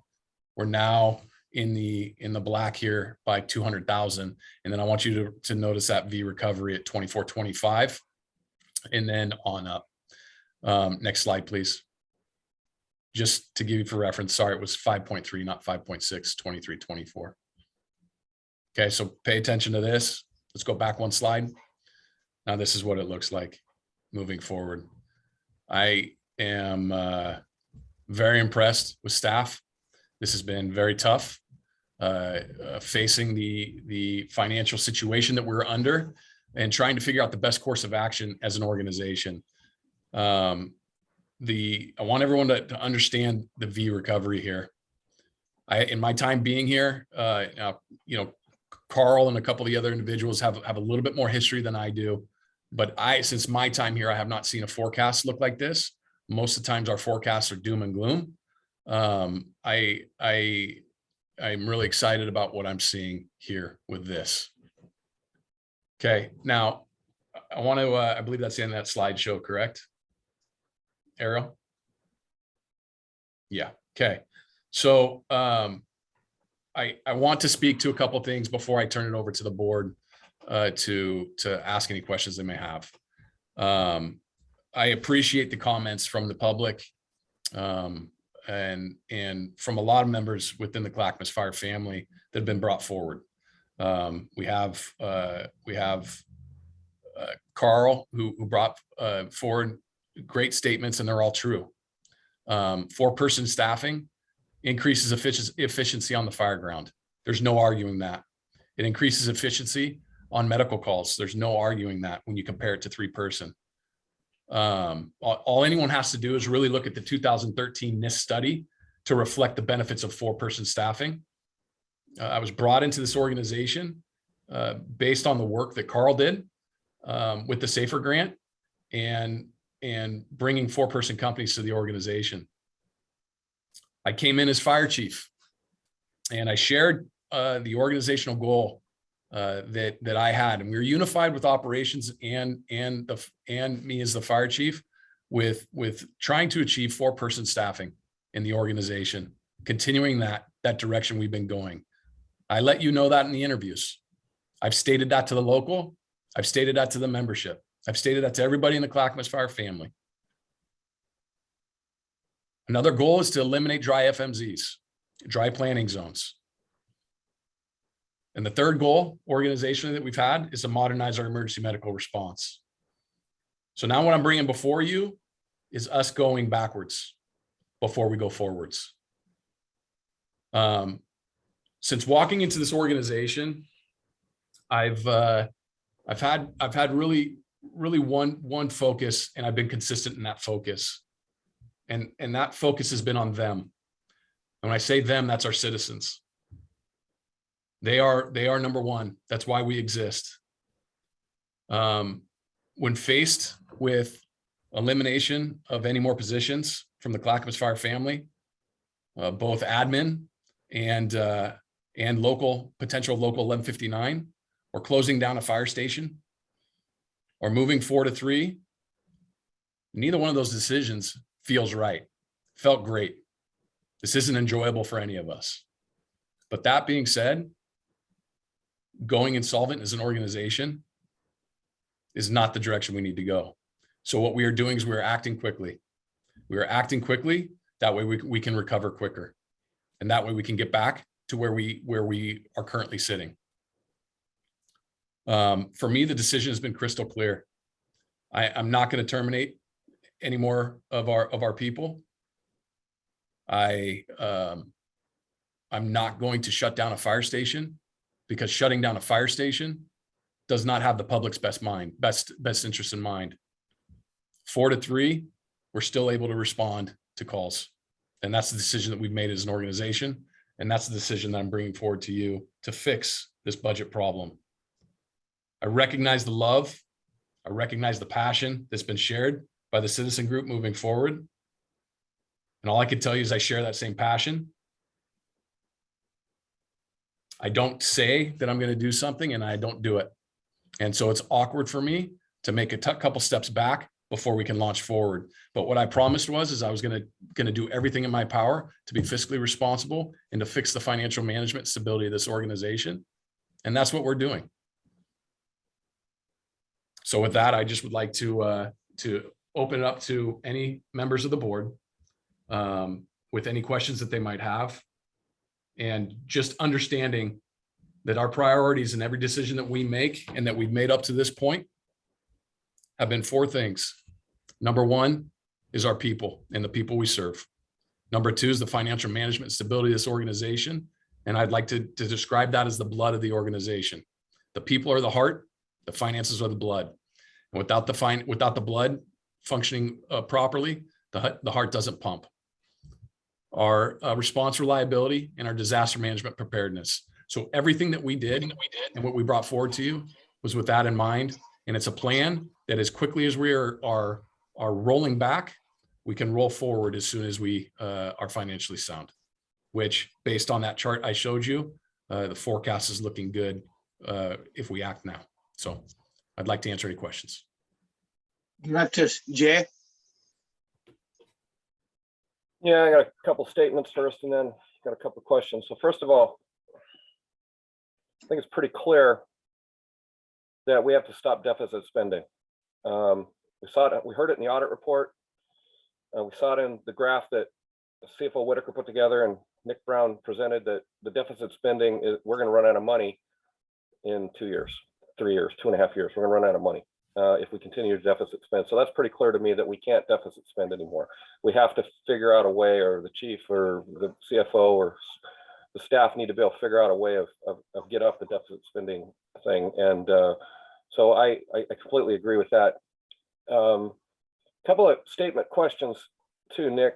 One of the things we heard a little bit from the local and maybe from the budget committee is there some room to include those folks into the decision-making matrix, or come up with a team decision or something like that? I know that you say you needed to move quickly, and sometimes committees take a long time to get to anything. Is there opportunity to work with a more brain power to bring solutions to this?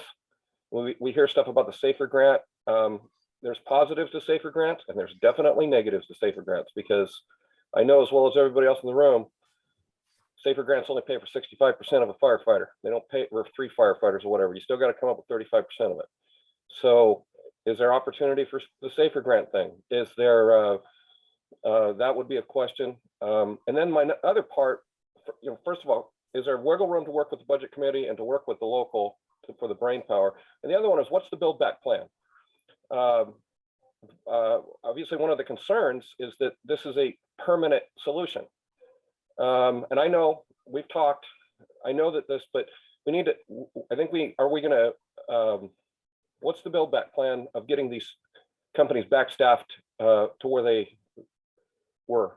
And what timeline? Am I gonna staff one station and one engine, another engine, or what is the plan for the build back? So those are my comments and questions.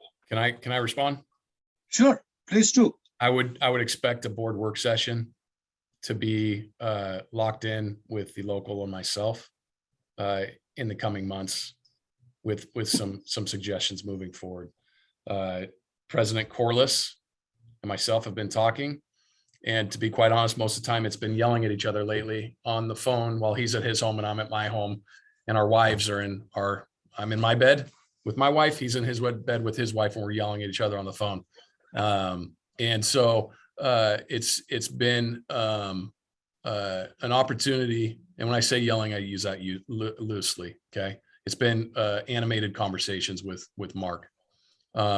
He shares the same passion that we all do. And his focus is to take care of the members. My focus is to take care of the members. His focus is to take care of the public, as is mine. And the avenues to get there are different. But to say that is there room for collaboration? 100% there is. And I think as Mark, if he gets on here tonight, I think he would echo that, and he would speak to that.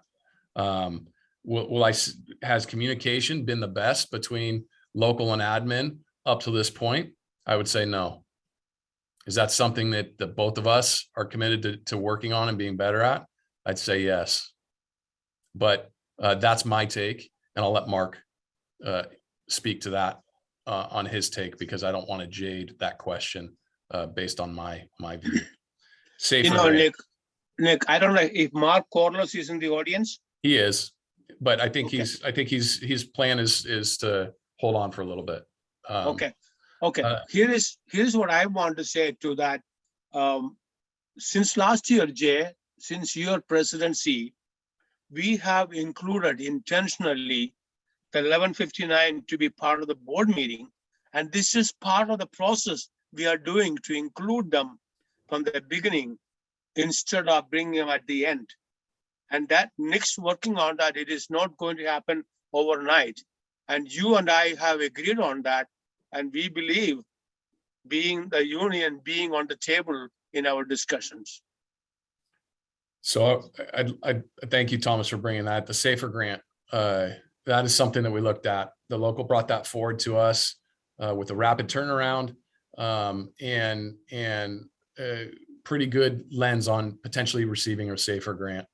As I analyzed that, I had a little bit of fear set in, because the reality of that, Jay, is that I then have to hire people still at this point to on the back end still And so now what I have is I have a safer grant from the government that's a 3-year grant. What happens after that grant? I don't want to be in the same situation that we're in right now, 3 years down the road and kicking the can down the road. I want to fix the problem. I want to fix it now. And then I want to roll back as we can financially afford it. And so there's multiple avenues and funding streams moving forward. And the first concern for me is to right size, spend within our means, and while still providing the level of service that Clackamas Fire family is known for in the region. And our people can do that. Our people are doing that day in and day out.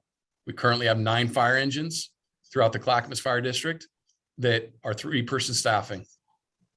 And again, 4-person staffing, hands down to me on the fire ground, they're 25% more efficient. But our people still kick butt with 3-person fire engines. So that being said, that's what I have as far as the safer grant conversation. How about the build Any back other- plan? Hey, yeah, how about the build back plan? Jim? Oh, I think Jay might have one more question before I had some. Oh, comment. Jay?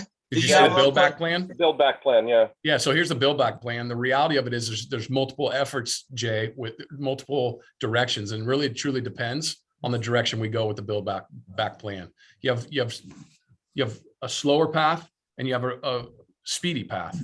So again, I would just be patient as a board and let me bring that forward to you. I'm not going to sit here tonight on this meeting and promise our people something that I can't follow through with. So there's a lot of conversations that need to happen before I'm going to sit here publicly or to my people and tell them something that I'm going to be able to have the actions match my words. Does that make sense? Totally. Jim? I don't have any questions, but I did have some comments. No doubt we're in a difficult situation. The chief mentioned the background. Well, I think we need to understand, to give credit where credit's due, is because of poor decisions of previous administrations. The Estacada, losing the Estacada contract, we all have to remember, we lost 2.1 million in revenue and accepted all of the Estacada employees. We agreed to do that.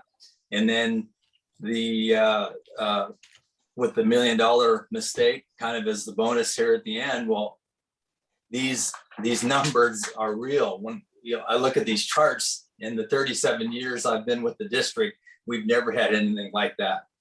There was a time a couple finance directors ago where people, including myself, we didn't really believe the numbers. We didn't trust what they said, and there was a lot of vagueness. Well, these are real. We all saw that we have 18.1 million in the bank as of June 30th, and here part of it goes, and then here more goes. Well, then a lot goes in that year 23. It's really unfortunate to me that the budget committee passed a budget last year only to find out that the previous administration had made $1 million mistake. Well, it made it even worse. We passed a union contract that includes the D shift, that there were some expenses to that, wage increases. That's what all of this is. But we passed all of that really with the misunderstanding and incorrect numbers, because it was all kind of, it wasn't even incorrect. We didn't know that until afterwards. So the whole situation is very, very unfortunate. But 80% of our budget is personnel. We all know that. Is going down from 4-person companies to 3-person companies. Do I like that? Absolutely not.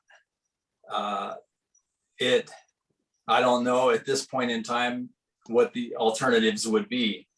Closing stations down, to me, is not an option. Laying firefighters off, to me, is not an option. NFPA 1710, there it is right there. That's what it looks like. I know it very well. I actually read the front part of it this morning where it talks about its recommended practices, its guidelines to shoot for, but it's when you can do it. If it's affordable, then it's attainable. And we've always had that attitude here at Clackamas. I was here, Carl Koenig mentioned when the SAFER grant was done after the district more or less attained to try to go to NFPA 1710. I was on one of those companies at Beaver Creek that went from a 3-person company to a 4-person company. Was it more efficient? Absolutely. Was it safer? Absolutely. Did Jim Searing and Dan Hall and Keith Smith and Brian Burke do a lot more than we did when we had 3 prior to that? Absolutely. We had all kinds of options. So it's a great thing. It makes a huge difference. But we had a 3-person company at Beaver Creek before then, and then we went to 4. Well, then shortly after that, we went back to 3, and then back to 4 to 3, and now here we are at 4 again. So even with that, the chief mentioned 9 companies have always been 3-person companies. And when we went up to 4-person companies after we followed the 1710 and got the SAFER grant, one of them was Happy Valley and one of them was Redland. It went to 4 because it made sense at the time. Well, what are those today? Well, they're 3. So we have distributed 4-person companies as we could in various places, and it's kind of bounced around, and it's really just, it's just the way that it always has been here. To me, being here for 37 years, the district has always made it a priority when we could to staff with 4-person companies. But right now we're in a situation, when you look at the numbers, I just don't know what any other alternatives are. A couple of the comments Scott mentioned hold the administration accountable to exhaust all options. Well, these numbers are dropping so quick that I think we are. I feel like the chief and his staff that he's put together now are making good decisions, and they're holding us accountable. And the citizens, I guarantee you, if they really knew what the numbers are, would have to agree. Yeah, we don't want our community station shut down. We don't even want it browned out. But as long as we have 3 people showing up on every engine, and there's one of them is a paramedic, and we maintain ALS, well, then everybody's being treated the same, and we're doing the best that we can. Alan mentioned SAFER grant possibility. We heard about that we need to work together as a team. It seems to me like we are. Charles brought up budget committee involvement. I agree. But when we left that last budget committee meeting, we all remember this is the first time we've ever passed a deficit budget, and we're not going to do it again. So how are we going to make up, $4 million in between now and 60 days from now when we go to the budget committee again? So there's that. Chris mentioned one-time bond. Well, I think he meant a levy. And I guess in my mind, we heard all kinds of great testimony tonight from citizens and employees and people from other fire districts that live in our community. And they all testified how great 4-person staffing is. And I agree. I totally agree. I do consulting work, and I'm out around the country helping departments attain 4-person staffing. So, but it's because they can afford it. It's because one district that I helped at on a project a few months ago, they doubled their budget, and it's because the town made that commitment and decided it was worth it, and they went and they did it. So I think everyone that testified tonight made a great case for us to begin that discussion of a levy. We had those talks a while back, but obviously now is not the time to do that when we're facing a deficit, and all these issues wouldn't put us in a good position to go to the public. But I think now, if we get in the black, which this plan does, and it keeps every station open, we're immediately in the black. I think we're in a better position then to go to the public and take all this testimony that we've heard now, and that we'll probably hear more if we decide to do it. And we're in a great opportunity, in my opinion, to go to the citizens and go for 4-person staffing on every engine company, like Tualatin Valley did. They have a staffing levy for 4-person companies, and let's open 12 and 13 with the 4-person company if we feel like we need to do it. So I think we're in a better opportunity now to have those discussions is when the time's appropriate. And if there's enough support for it, sounds like there is, that's what I'm hearing. So anyway, in the end, I thought those were the points that that I needed to make, and it's a very difficult situation for me because I know how beneficial it is because I've been there. But I also know that we're headed towards the catastrophe really quickly, and what are we going to do? To me, this is a good plan for now, and that's my opinion. Thank you, Jim. Marilyn and Chris, do you have anything to add? Chris, go for it. Well, I guess first, I understand everyone's passion, and I certainly appreciate it, but I want to make sure that the citizens that are out listening don't somehow get the idea that 3-person staffing is at some level substandard.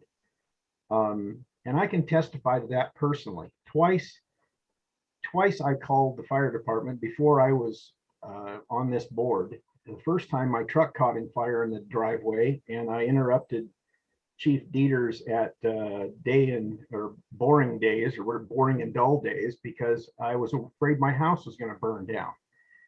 And I had engine company 3 from 314 showed up and helped me put the fire out in my truck, and I didn't feel like I was underserved. Halloween night of 2017, I had a heart attack, and I called, and Jeff Bennett and his crew of 2 other guys came through the door, and I didn't feel underserved. Would 4 guys have been better? Maybe, but I really don't want our citizens to get the idea that this is somehow substandard staffing. I also bring a little different perspective to this because I'm a guy who sat there as a citizen, and I think it was 3 years ago, I stood up at the Clackamas Fire Board meeting and said that your revenue had gone up 11% over the three previous budget cycles, and your labor costs, which are about 75 or 80% of the operational expenses of this organization, had gone up 14%. And the math I learned in Miss Peterson's class in 3rd grade said that doesn't go on forever, and the chickens are going to come home to roost. Well, they did it, and here we sit. And while the deficit didn't look as bad as it is, it was coming. It was just a matter of how far you go with the progression and what the numbers turn out to be. I brought this up, I think, from a different perspective. What I said was that in the December meeting, I believe, when Mark brought this stuff to us, I asked about the percentages of what our expenses were in the different categories, labor, material services, debt service, etc. He said 75% is labor costs. The reasons I brought that up is because that's how it's going to work out, of how you balance the budget. We can't not buy enough paper clips to make this work. And I think we have to keep that in mind. There's a certain way you can do this. There are a limited number of options, and there's not a money tree anywhere. So how do you cut it? Do you close a station? Do you cut everyone's wages? There are a limited number of options. And I have to say, I've been pretty impressed with the chief and the staff that they came to this one. That I think, if I remember what Nick told me, we have 5 stations with 4-person staffing and 9 with 3-person staffing. And by basically doing the change to 3-person staffing at those 5, you change those numbers, and that financial projection for this organization to that level is impressive, and it's a great fix given a difficult situation. There's no clean way, there's no wonderful way to do this. There was a way to avoid it, but that would have had to been done years ago. And frankly, some people would have had to lose some battles that they won and basically cost us all the war. So here we sit. This is a difficult decision to make. But as I said, one of my first meetings, I had, when I was the president of the Little League, and if anyone thinks you're in a difficult situation like now, go run a youth sports organization. Let me know how much fun you're having. I said then that we made our decisions on that board of 1, what was best for the kids, 2, what was best for the organization, 3 doesn't want to hear about it. Because 3 was always my team, my coach, my kid, my wife. Things got lost. I said the same thing when I got on this board. I'm going to make decisions based on, 1, what's best for the community, 2, what's best for the organization, 3, I don't want to hear about it. Because it takes away from what we're trying to do. If we can take care of this organization, we can then take care of the community. If we don't take care of this organization, we can't. And if we take care of this organization, everybody involved in the organization should be fine. They may not all be happy, but sometimes in life, you don't get to be happy all the time.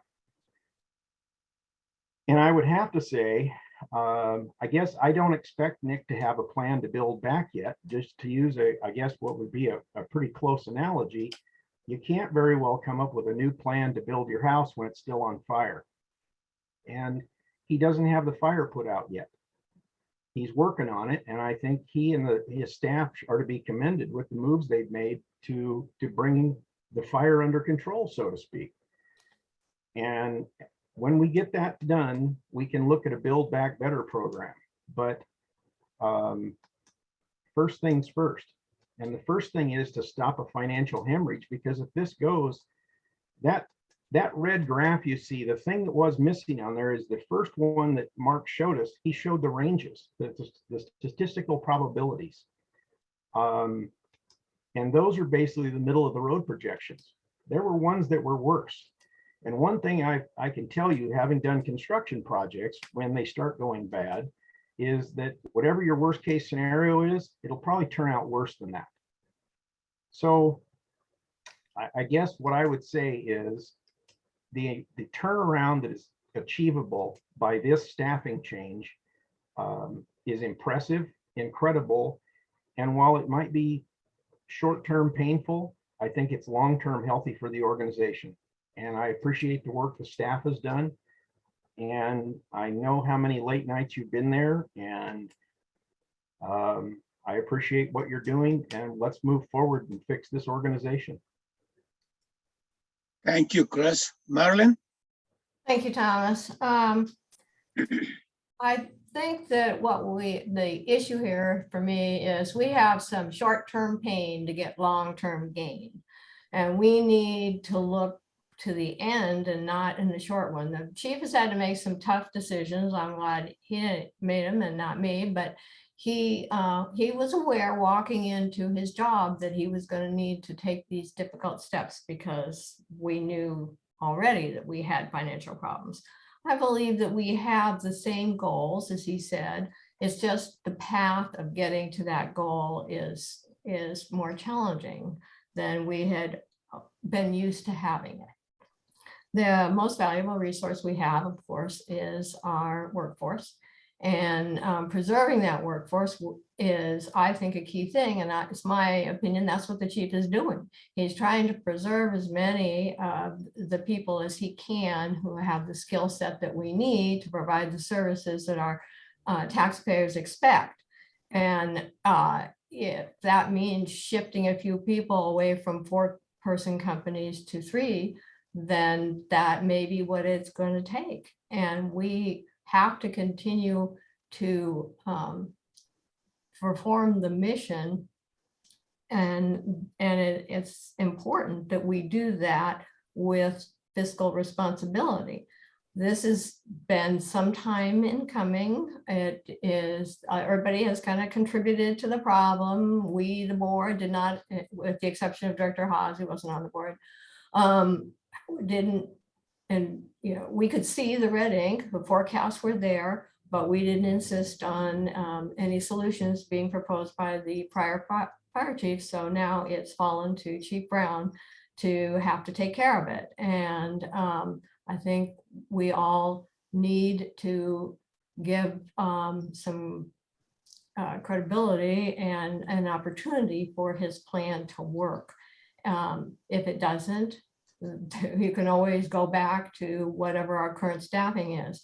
I remain skeptical of our PERS costs. Yeah, they had one good year. Okay, fine. But as you could see from the audit, our PERS liability increased by $15 million in 1 year.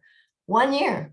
So there's going to be still some pain. And I just think that we need to have faith in the fire chief and move forward with let him execute his plan. Now, does that mean that he shouldn't take any input from the outside parties as Charles requested? Well, of course, we will have that discussion with the budget committee coming up. And whether you want to do it ahead of time or not is, I think, up to the chief's determination as to the immediacy, the criticalness of bringing these changes about. And I leave that to his determination. So thank you, Thomas. Well, my fellow directors have said very well that I can add anything more to it.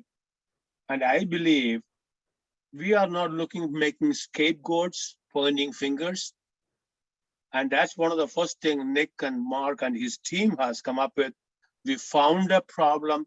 Let's see how we can solve this. About solving the problem. And again, like Merlin said, it's a short-term pain for a long-term benefit to the community. Hearing from the testimony from Chris, I don't think there's in any way a 3-person staffing would do a substandard service to any citizen. I would rather have a 3-person unit than not have any. When I was discussing with Nick, he told me,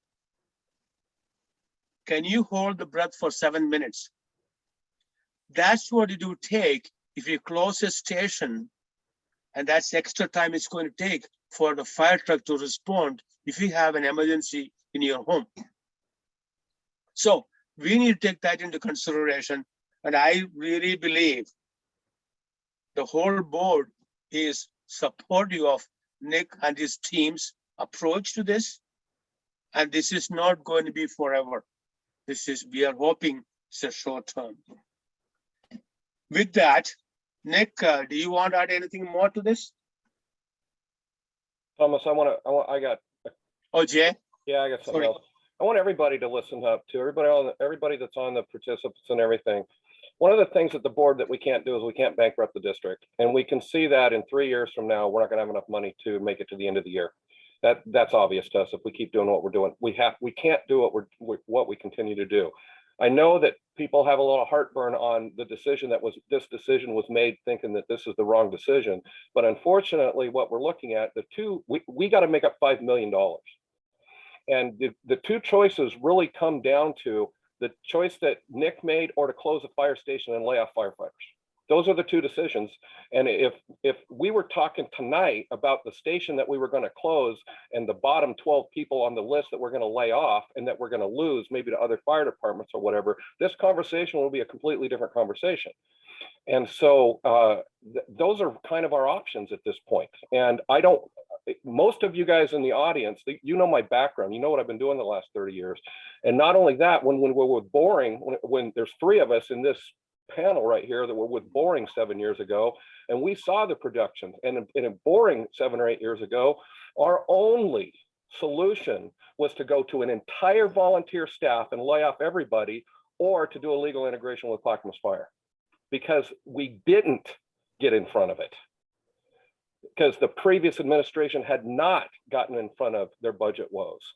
And we are fortunate enough at Clackamas Fire District to see the problem and have a solution that means that we don't have to do drastic measures like Boring Fire District had to do 7 years ago when Brian, Steve, and I were living that back in that day. So I would encourage all of you guys, yes, this is hard, but it does have an end. It does have an end. That's the good news. Now, my ask here, and this is what I'm hearing from our audience, is that I think we have some good brain power in the room on the local, the budget committee, and they want to be, I think they have value to bring into the conversation of not just the budget's challenges, but also the build back plan. And so I would highly encourage the command staff to work with Mark, work with your local union leadership, work with the budget committee chair, and let's do this sooner than later. Let's don't kick this can down the road. Let's start the process of what that looks like sooner than later, because people are feeling the pain of this right now, and they're in our audience right now. And I think they want to hear something that says, we're not gonna wait until next fiscal year sometime in July or August or September to start this planning session. I think they want to hear something that we're going to do something in March or April. We're going to start this process of the including some of our brain power and figuring out how we're going to build this back. Anyway, that's my. I'm done. Thank you. Thank you, Jim. I just concurred with Director Cross too, and I just wanted to make the point too that, as I understand it, the 2 trucks are staying at 4-person staffing, correct? The heavy rescue is staying at 4-person staffing, correct? Yeah, so both ladder trucks, the heavy rescue, squad 19, which is my first 2 company, is going from 4 to 3. That's what responds to my house. It's what responds to your house, Jim. It's what responds to your house, Chris. That's a company that's going from 4 to 3. Station 3 is going 4 to 3. Station 1 is going 4 to 3. Station 10 is going 4 to 3. Station 14 is going 4 to 3. So Station 3 to Maryland's home. That's 4 to 3. But Station 3 is keeping the medic, right? We're not correct. There's still five at that station. We're not reducing the trucks. So I concur with Jay that the build back plan, if that's what we call it, to me is important, and perhaps just spend some time putting that together on I agree with Chris too, that before the fire's out, we can't be rebuilding the house, but I think just some discussion about when the time is appropriate, that what's the first company that would go back to 4, because that's how we did it in the past. Oh, we have extra revenue, and what company does it make the most sense out of the 15 now or whatever the number is to go to 4? And I think just a slow, methodical approach, and just taking some effort to talk about what the priority stations would be as we build back at whatever point in time. And again, I want to mention it again.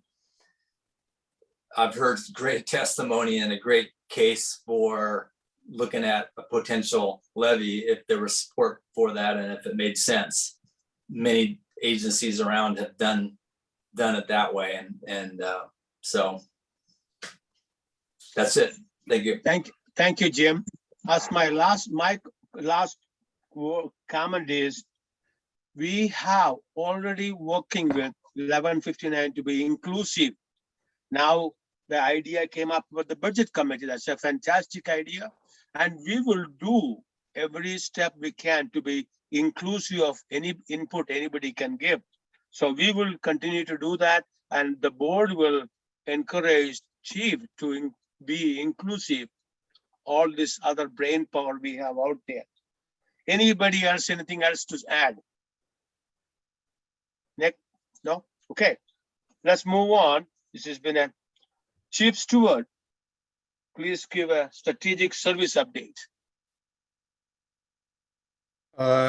Thank you, President Joseph. Just a couple of updates for you. Today we had our kickoff mediation session with the battalion chief group. It was good conversation discussion today. We have a second session scheduled a little bit down the road, but those conversations are going well. Gladstone held a special meeting back on February 22nd. There was an opportunity for the fire chief and their city administrator to share with the council more about the demands of the emergency services, both fire and EMS, and their community, and to receive public testimony on their perspectives. So they did that on the 22nd, and they will continue that conversation at their regular meeting on March 8th. They've asked for a little bit of follow-up information from us, and we are certainly getting that to them quickly. And then lastly, just to touch on, since Chief Carlson is not presenting this month, Facilities, we've got a few things going on specific to the urban renewal dollars. So over here at Station 1, there's a house next door that we purchased a few years ago. That is under remodel using urban renewal dollars for the vast majority of it. And we're looking to have that open for additional office space here in another month and a half or so. And then further looking at the 130th campus, we have urban renewal dollars that have been reallocated over to that property. And we're coming up with a plan to look at how we're going to modify and secure that property so we can really centralize our internal services. So our fire crews, our paramedic crews have kind of a one-stop shop for their service needs. That's all I have. Happy to answer any questions. Any directors have any questions? Jay? No? Okay. Thank you. Okay. Brian, thank you. You know, our ever missing handsome IT director, I haven't seen him for many, many moons. Thank you, Mr. President, who's also as ever handsome for your comment, board of directors. Just some short things. Loving the conversation. I guess for me, 2 quick highlights and probably some informational is kind of technology services, kind of just staying in line with the district, providing that financial stability. And one of the things that we've engaged is with an application audit.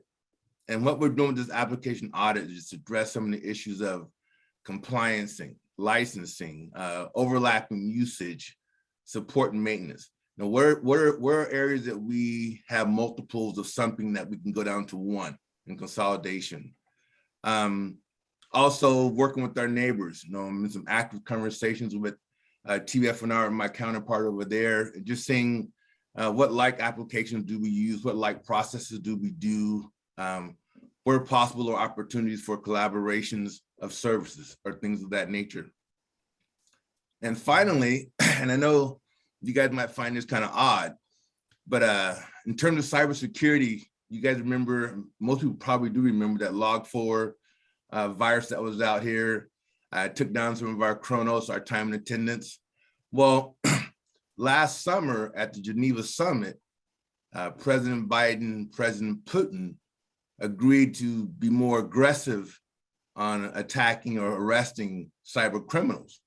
Well, come to find out, it was a Russian gang that did the Log4 attack. And I was watching BBC. You young people might not know what BBC is, but it's a great news place. But according to BBC, there is no news of those criminals being extradited back to US for crimes.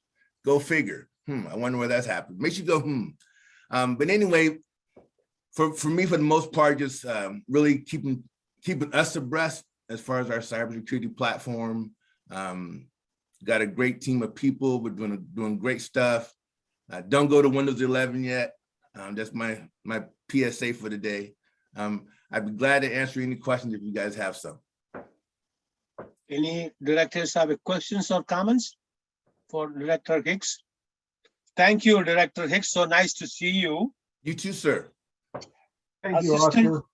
Thank you. Assistant Chief Leaders, give an update on the business services and human capital update. Thank you, Mr. President, members of the board. Yes, I just have a few highlights for human capital for January, so I'll get through those fairly quickly. They completed the lateral entry hire process, completed onboarding of the 2 newest members of the finance group, and then they also completed their interviews for the Sandy and Clackamas feasibility study, which is that's still in process. Just a quick update on that. Still awaiting the technical review, but that should be forthcoming. And then in the past civil service meeting, it'll teach you to not miss a meeting.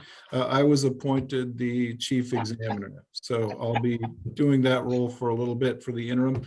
And that's all I have to report for those guys. They've been very, very busy, and happy to answer any questions. Thank you, Steve. Directors, any questions or comments for him? Okay. Hearing none, let's move to the Chief Brown on behalf of Mark Whitaker. Okay, financial services update, sir. Yeah, I think we've talked enough about finances tonight. So we'll just go on ahead and move on to the next one, Thomas, unless there's any Okay. standing questions from the members of the board. Any questions? Okay, George Santos. Good evening, everybody. Just one bit of quick positive news. The Clackamas Fire Community Medicine Program was awarded the Clackamas County Blueprint Grant in the amount of $75,000. That is to go towards a portion of our community paramedic employee costs. And it helps us continue our efforts in Project Hope, which is our opioid harm reduction program. It'll also assist in mental health crisis and just overall addressing of low acuity and non-emergent calls in our system, ultimately keeping our heavy assets, our fire engines and fire trucks off of those calls. So we're excited about that. And we have several other grants that are in the balance that we're hoping to hear back from within the upcoming months so we can support community medicine. That's all I have tonight. Thank you. Thank you, Josh. Directors, members of the board, any questions? Okay. Division Chief Mulek, would you give an update on the operations, sir? Absolutely, be happy to. Thank you. It's always nice following Chief Santos and all the great things going on in EMS, and it's always good to hear that the grants come in on their side. They somehow have that ability. Is fantastic. The operations division, we're still focusing on what I've mentioned in a few board meetings is our focus on communications and strategy and tactics at the operations level. We went to the analog, from an analog to digital system.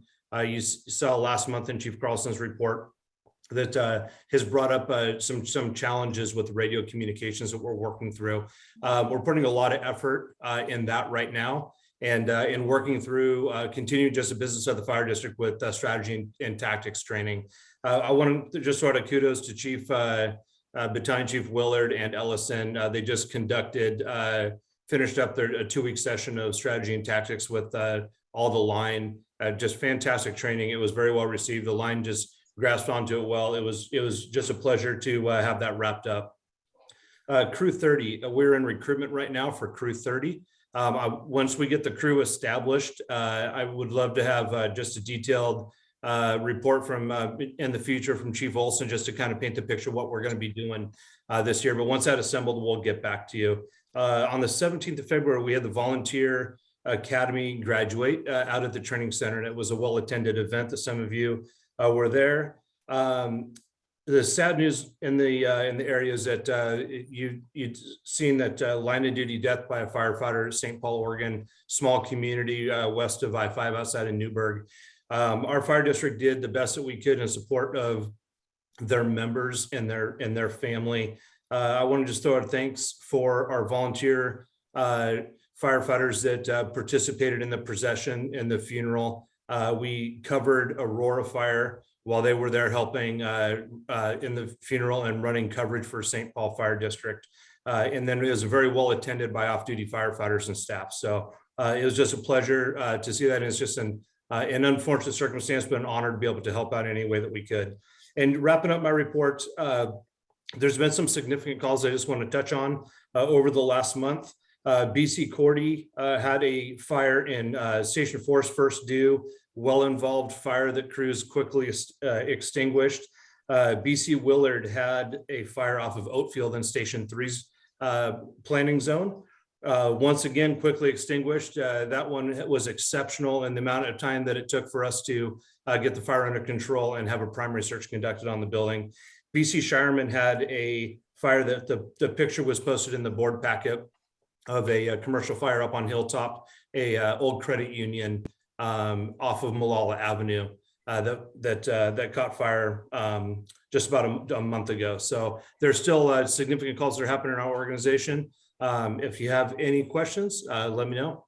And thanks for allowing me to give you the update. Yes, Chris. Chief Haas, Director Haas. Not so much a question, Dan. I just wanted to, I spoke to Chief Dieters and Chief Brown about this right after it happened on Friday, the 18th. I left my office early to go get a haircut, and I was probably 5 minutes behind a motorcycle car accident at Beaver Creek Road, or not, excuse me, not Eagle Creek Road and Highway 211. Unfortunately, it was a fatality on the motorcycle rider. And I have to say, I was impressed. I could tell the crew had done their best to rather park the truck to block the view of the victim. They were kind of trying to block the view as best they could from people driving by. They were dealing with some people who were proving why I'm a committed misanthrope, because they were behaving like people do when they behave like people at the worst times. And they were polite, they were courteous. I heard them dealing with some stuff that they shouldn't have had to listen to. And I just wanted to say I was humbled and honored to be a small part of an organization that has people, they didn't know who I was, they didn't know I was driving by, which tells me that they're like that all the time. They weren't doing it to impress me because they didn't even know I was there. They were just taking care of the community and someone on their worst day ever in a way that was professional, it was compassionate, and it was just damned impressive. And I asked the chief to make sure that whoever those guys were on duty, that I appreciated it and thank you. And to all the rest of them that do it every day that I'm not driving by, I would say the same thing. There's a reason this organization is what it is, and it's because of the people we have. So thanks to all of you. I appreciated what I saw that day. Yeah, thanks, Director Haas. As well said. Well said. We have a phenomenal group of firefighters. We have a great community that supports us. And thank you, Chris. Shop Steward Andrew. Thank you, Mr. President. Maybe, did we lose Thomas? I'm having technical difficulties today, so please bear with me. Shop Steward Andrew Gordian. Awesome. Thank you, Mr. President. I just have a brief update and then a statement.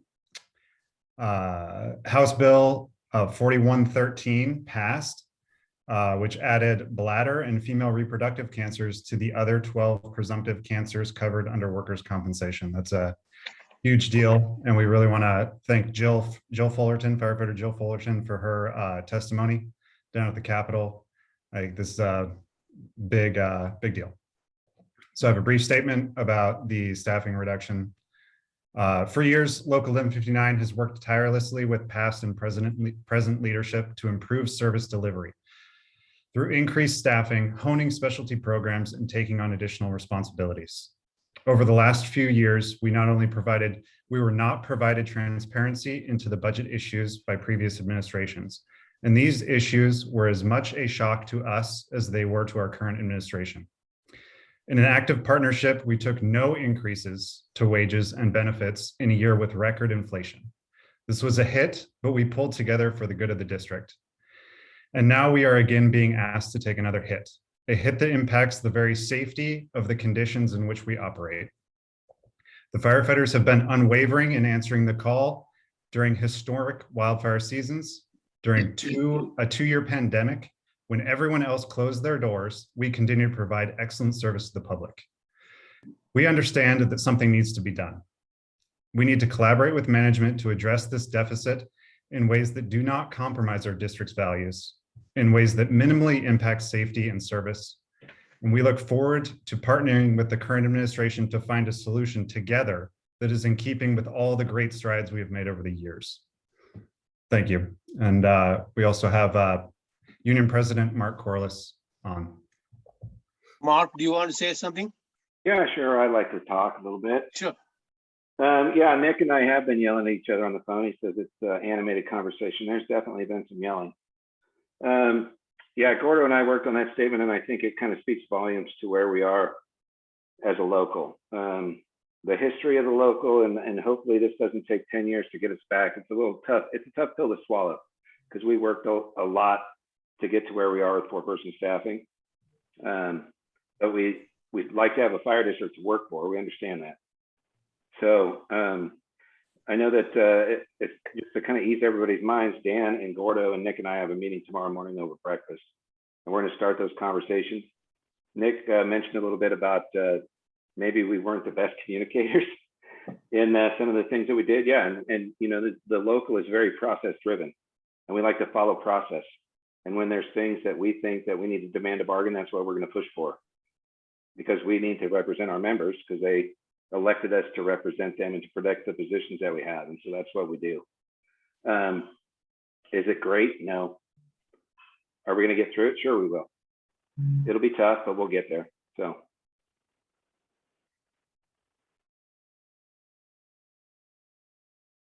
Thank you. Unless you guys have any questions.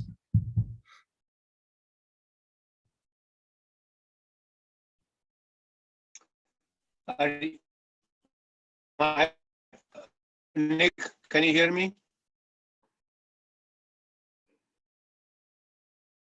Yeah, your face is frozen, but I can hear you. Are you talking to me? No, Thomas was asking if I could hear him. And Okay, so I think Thomas is frozen again. So Yep. Gary, would you go ahead with your report? Yes. Thank you very much, Director Thomas and members of the board, and also chief officers present. I'm going to probably not do things in the same order they're normally done, but I'm going to cover everything. During the month, there were 4 drills. The coverage for stations at Station 12 was 28 out of 31 nights. Station 13 was 7 out of 31. Station 21 was 26 out of 31. And in addition to that, 6 other volunteers volunteered to respond from home to cover calls in a support fashion. During the month, as Chief Mueller mentioned, we were part of the attendance at Austin Smith's funeral in St. Paul. We had 10 volunteers there. Also, as he mentioned, we graduated a new class of recruits. These people have now been assigned to their stations and made it up, for want of a better word, with their in-house trainers that are going to teach them the everyday facts of life of firefighting. In addition to attending the funeral, our volunteer association also voted to donate $1,000 to Austin Smith's widow.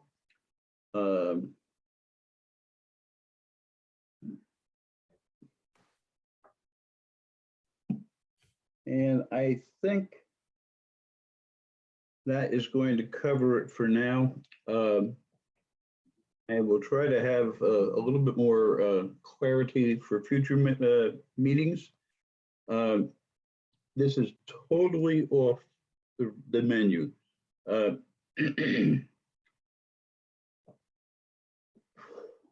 I would like sure, Director, almost said Director House. I would like to be called by the director that was in conversation before the meeting, Jay, I'm sorry, later on today. Has nothing to do with the fire district.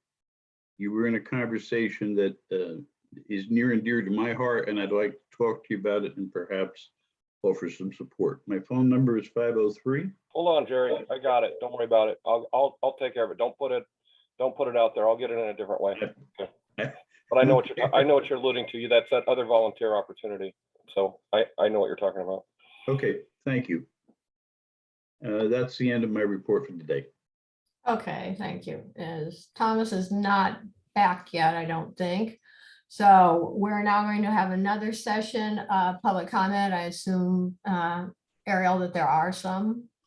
Yeah, we've had 2 more people sign up. I will move over Christina Stevenson now to make her comment. Give me just one moment. Okay, while you're doing that, I'm going to reiterate that this is a 3 minutes to share your question or your comment, and please state your name at the beginning of your presentation. Go ahead, Christina. Good evening. My name is Christina Stevenson. I'm a civil rights and employment attorney.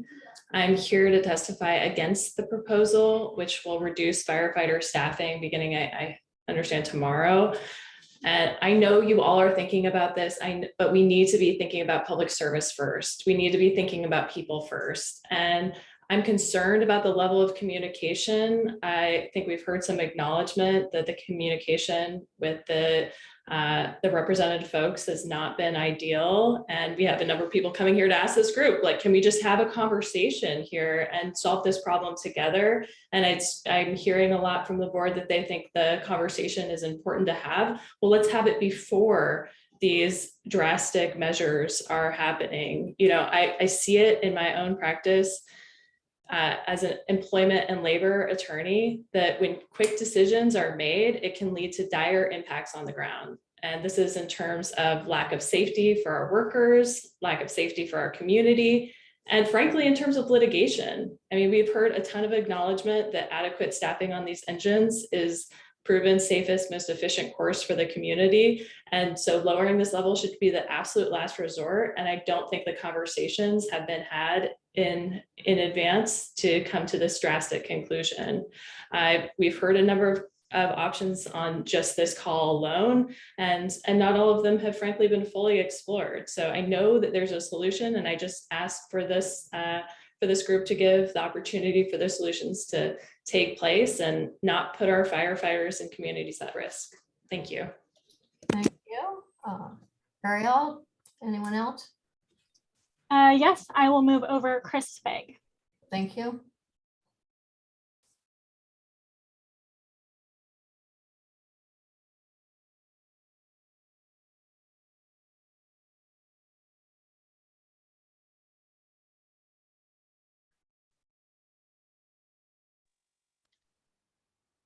Hello, how's everybody doing? I just want to thank everybody for all your hard work and dedication. As a homeowner here, you guys protect the community that I live in, and I know there's some trying times ahead. I just had a couple of quick questions. I was looking at that table that was put up, and it looked like the budget shortfall was around $2.5 to $5 million each year for the next 5 years. I was wondering if a proposal could be put together which would break down the cost to each individual homeowner to see what that actual cost would be as an increase in taxes to make up that difference for the first 5 years or whatever it is. Because if it's only like $100 a year or something that I have to pay, then that's a no-brainer. That cuts shouldn't even be on the table if that's all it is. And I noted the bleeding has to be stopped immediately. So maybe a safer grant for the first year, and then followed up by a levy or something like that. But I think before any cuts are made, the true effects of what the cuts from 4 to 3 person staffing do need to be made aware to the public. I know a comment was made that 3 person staffing is just as good as 4. However, what happens with 3 person staffing is you're unable to go inside. So if you have a room and contents fire, that fire is going to burn until the next engine arrives. And so for 7 minutes, what a fire that you have could have been extinguished probably within 1 to 2 minutes is now going to burn for 7 minutes and then turn into major damage. So I think these all need to be taken into consideration, and the public needs to be made aware of what the true effects of cutting that staffing is. We have a pandemic, we had wildfires. Those are all unexpected costs, and you can't plan for them. And sometimes you just have to dig deep, ask the state for money, ask the feds for money, but cutting staffing is not the answer. Thank you. Okay, thank you, Chris. Ariel, anyone else? I do not see any more hands raised. Okay. In that case, board members, you've all had an opportunity to review the correspondence, the informational items. Are there any questions or comments you'd like to make on any of those items? Marilyn, there is one hand that yeah. got raised. I don't know who it is. but I Carl saw just him. raised his hand again. I'll move him over. Okay.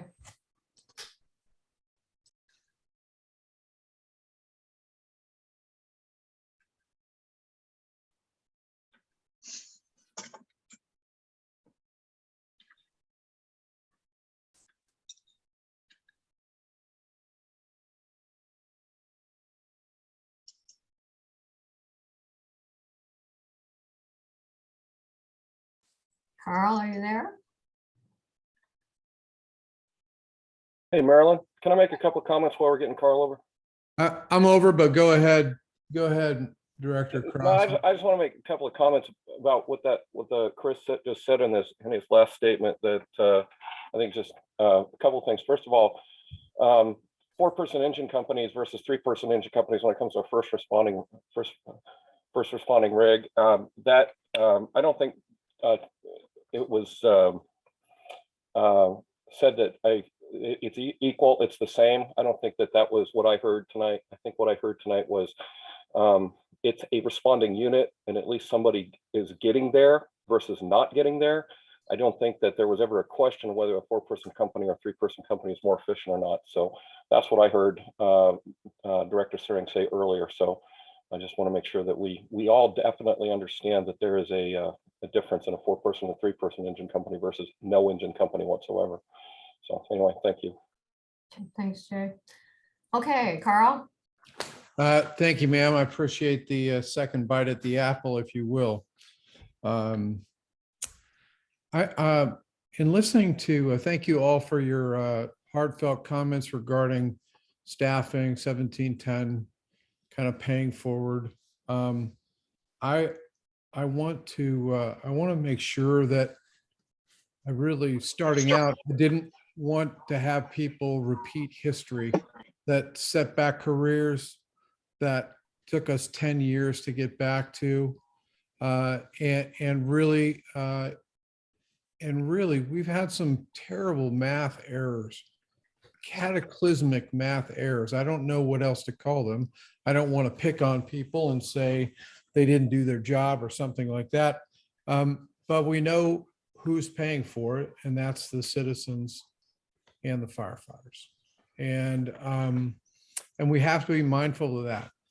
What I haven't heard talk about from anyone on this call, and I thought after I heard explanations of where the money went, we have to reevaluate as citizens our expectation of our elected leaders.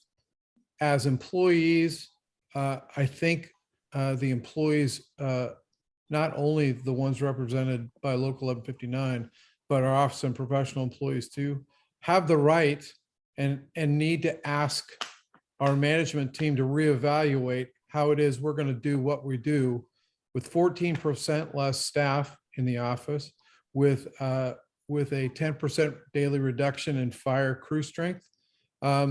We haven't spent 1 minute on retraining our 4-person companies. Look, to Director Haas's point that he made, it's very true. If you came back and said, we have to go to 2, most people here would go, okay, I guess if that's what we have to do, that's what we do. I ask you, I challenge you not to take advantage of and looking at things as being normal, because they are not. You have trained and equipped those units that have gone from 3 to 4 to operate independently. Now they need more help. The only way to get that is to call the next engine company up, or Medicune, or whatever, and realize that once again affects response times because your response amoebas are bigger, and all these things. There's all these unanticipated effects of lowering staffing. I applaud Director Cross, on his build back plan. Do you want to build a team? I'm looking at the team sheet right now. It's a great document, but there's a lot of areas in here we're not doing. And building it back and setting a course for success. Hey, We've done- Carl. Yeah. 10 more seconds. Okay. Is we have to be conscious of the effect of what it is we're doing. And we have to be transparent with the people who are paying the freight. We have not done that. We have to hold everyone accountable, right? We're not going to be able to put in for a SAFER grant. It's off the table. Last Friday was the closure. We missed an opportunity. We could have had 3 years at 100% the cost of those firefighters. Do you know what that would do to that graph, Chief? It would turn it over overnight if we had 15 employees on a SAFER grant. And just as a reminder for history, the reason I went and I was dared to put in a SAFER grant by then operations chief, kind of laughed it off, Jonathan Smith, and got the then fire chief to approve it, is because we were going to be able to long-term afford them because the Clackamas TIF was finally coming off, that we had funds ready to go when your SAFER grant, chief, came off. Your wages were guaranteed. There was no, and that is not being articulated. Like, SAFER wasn't a sin for this fire department to do. We put people, remember Station 1, you used to have 10 people on duty. Station 3, whatever number it is now since I've left, they had 9 people on duty. You're now proposing. Wrap it up. Yes, ma'am. Thank you for your grace. We're going the wrong way here. We have to go the right way, and you got to have an end point. And we missed an opportunity with SAFER. It's a damn shame.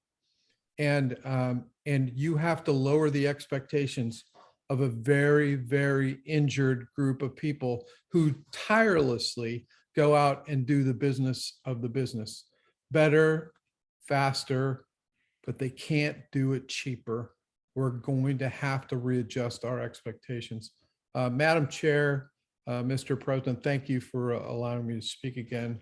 And I wish you all the luck in the world of getting this ship righted. But that accountability is a big thing, and it has to be recognized, and the impacts. Can you hear me, Carl? Yes, sir. Can you hear me? Yes, sir. No, obviously not. No. Yes, he can hear you, Thomas. Yes. Oh, he's frozen again. Sorry. He's frozen in time. Oh, no. Yeah, I kept getting messages. My internet is unstable. Carl, what we are looking for is collaboration and support, working together. It's not about the board. It's not about the chief and his staff. This is going to be a collaboration to get through this. I agree. My predecessor is committed 100%. I'm not. Thank you. I cannot. I'm getting frozen in between. And again, this has been a challenging day for me because of my internet instability, unstable free Wi-Fi. So, but thank you. And again, our next regular board of directors meeting will be on March 21st at 5 p.m. And anything else for the good of the order from any of my members of the board or the chief? If not, we stand adjourned. Marilyn has a question. I have a question. I'm sorry, my comment. Those of you who didn't get the Facebook page, retired Chief Kirchhofer's mother died this weekend. In case you want to send a card or something. Yeah, okay. The meeting is now adjourned at 7:59.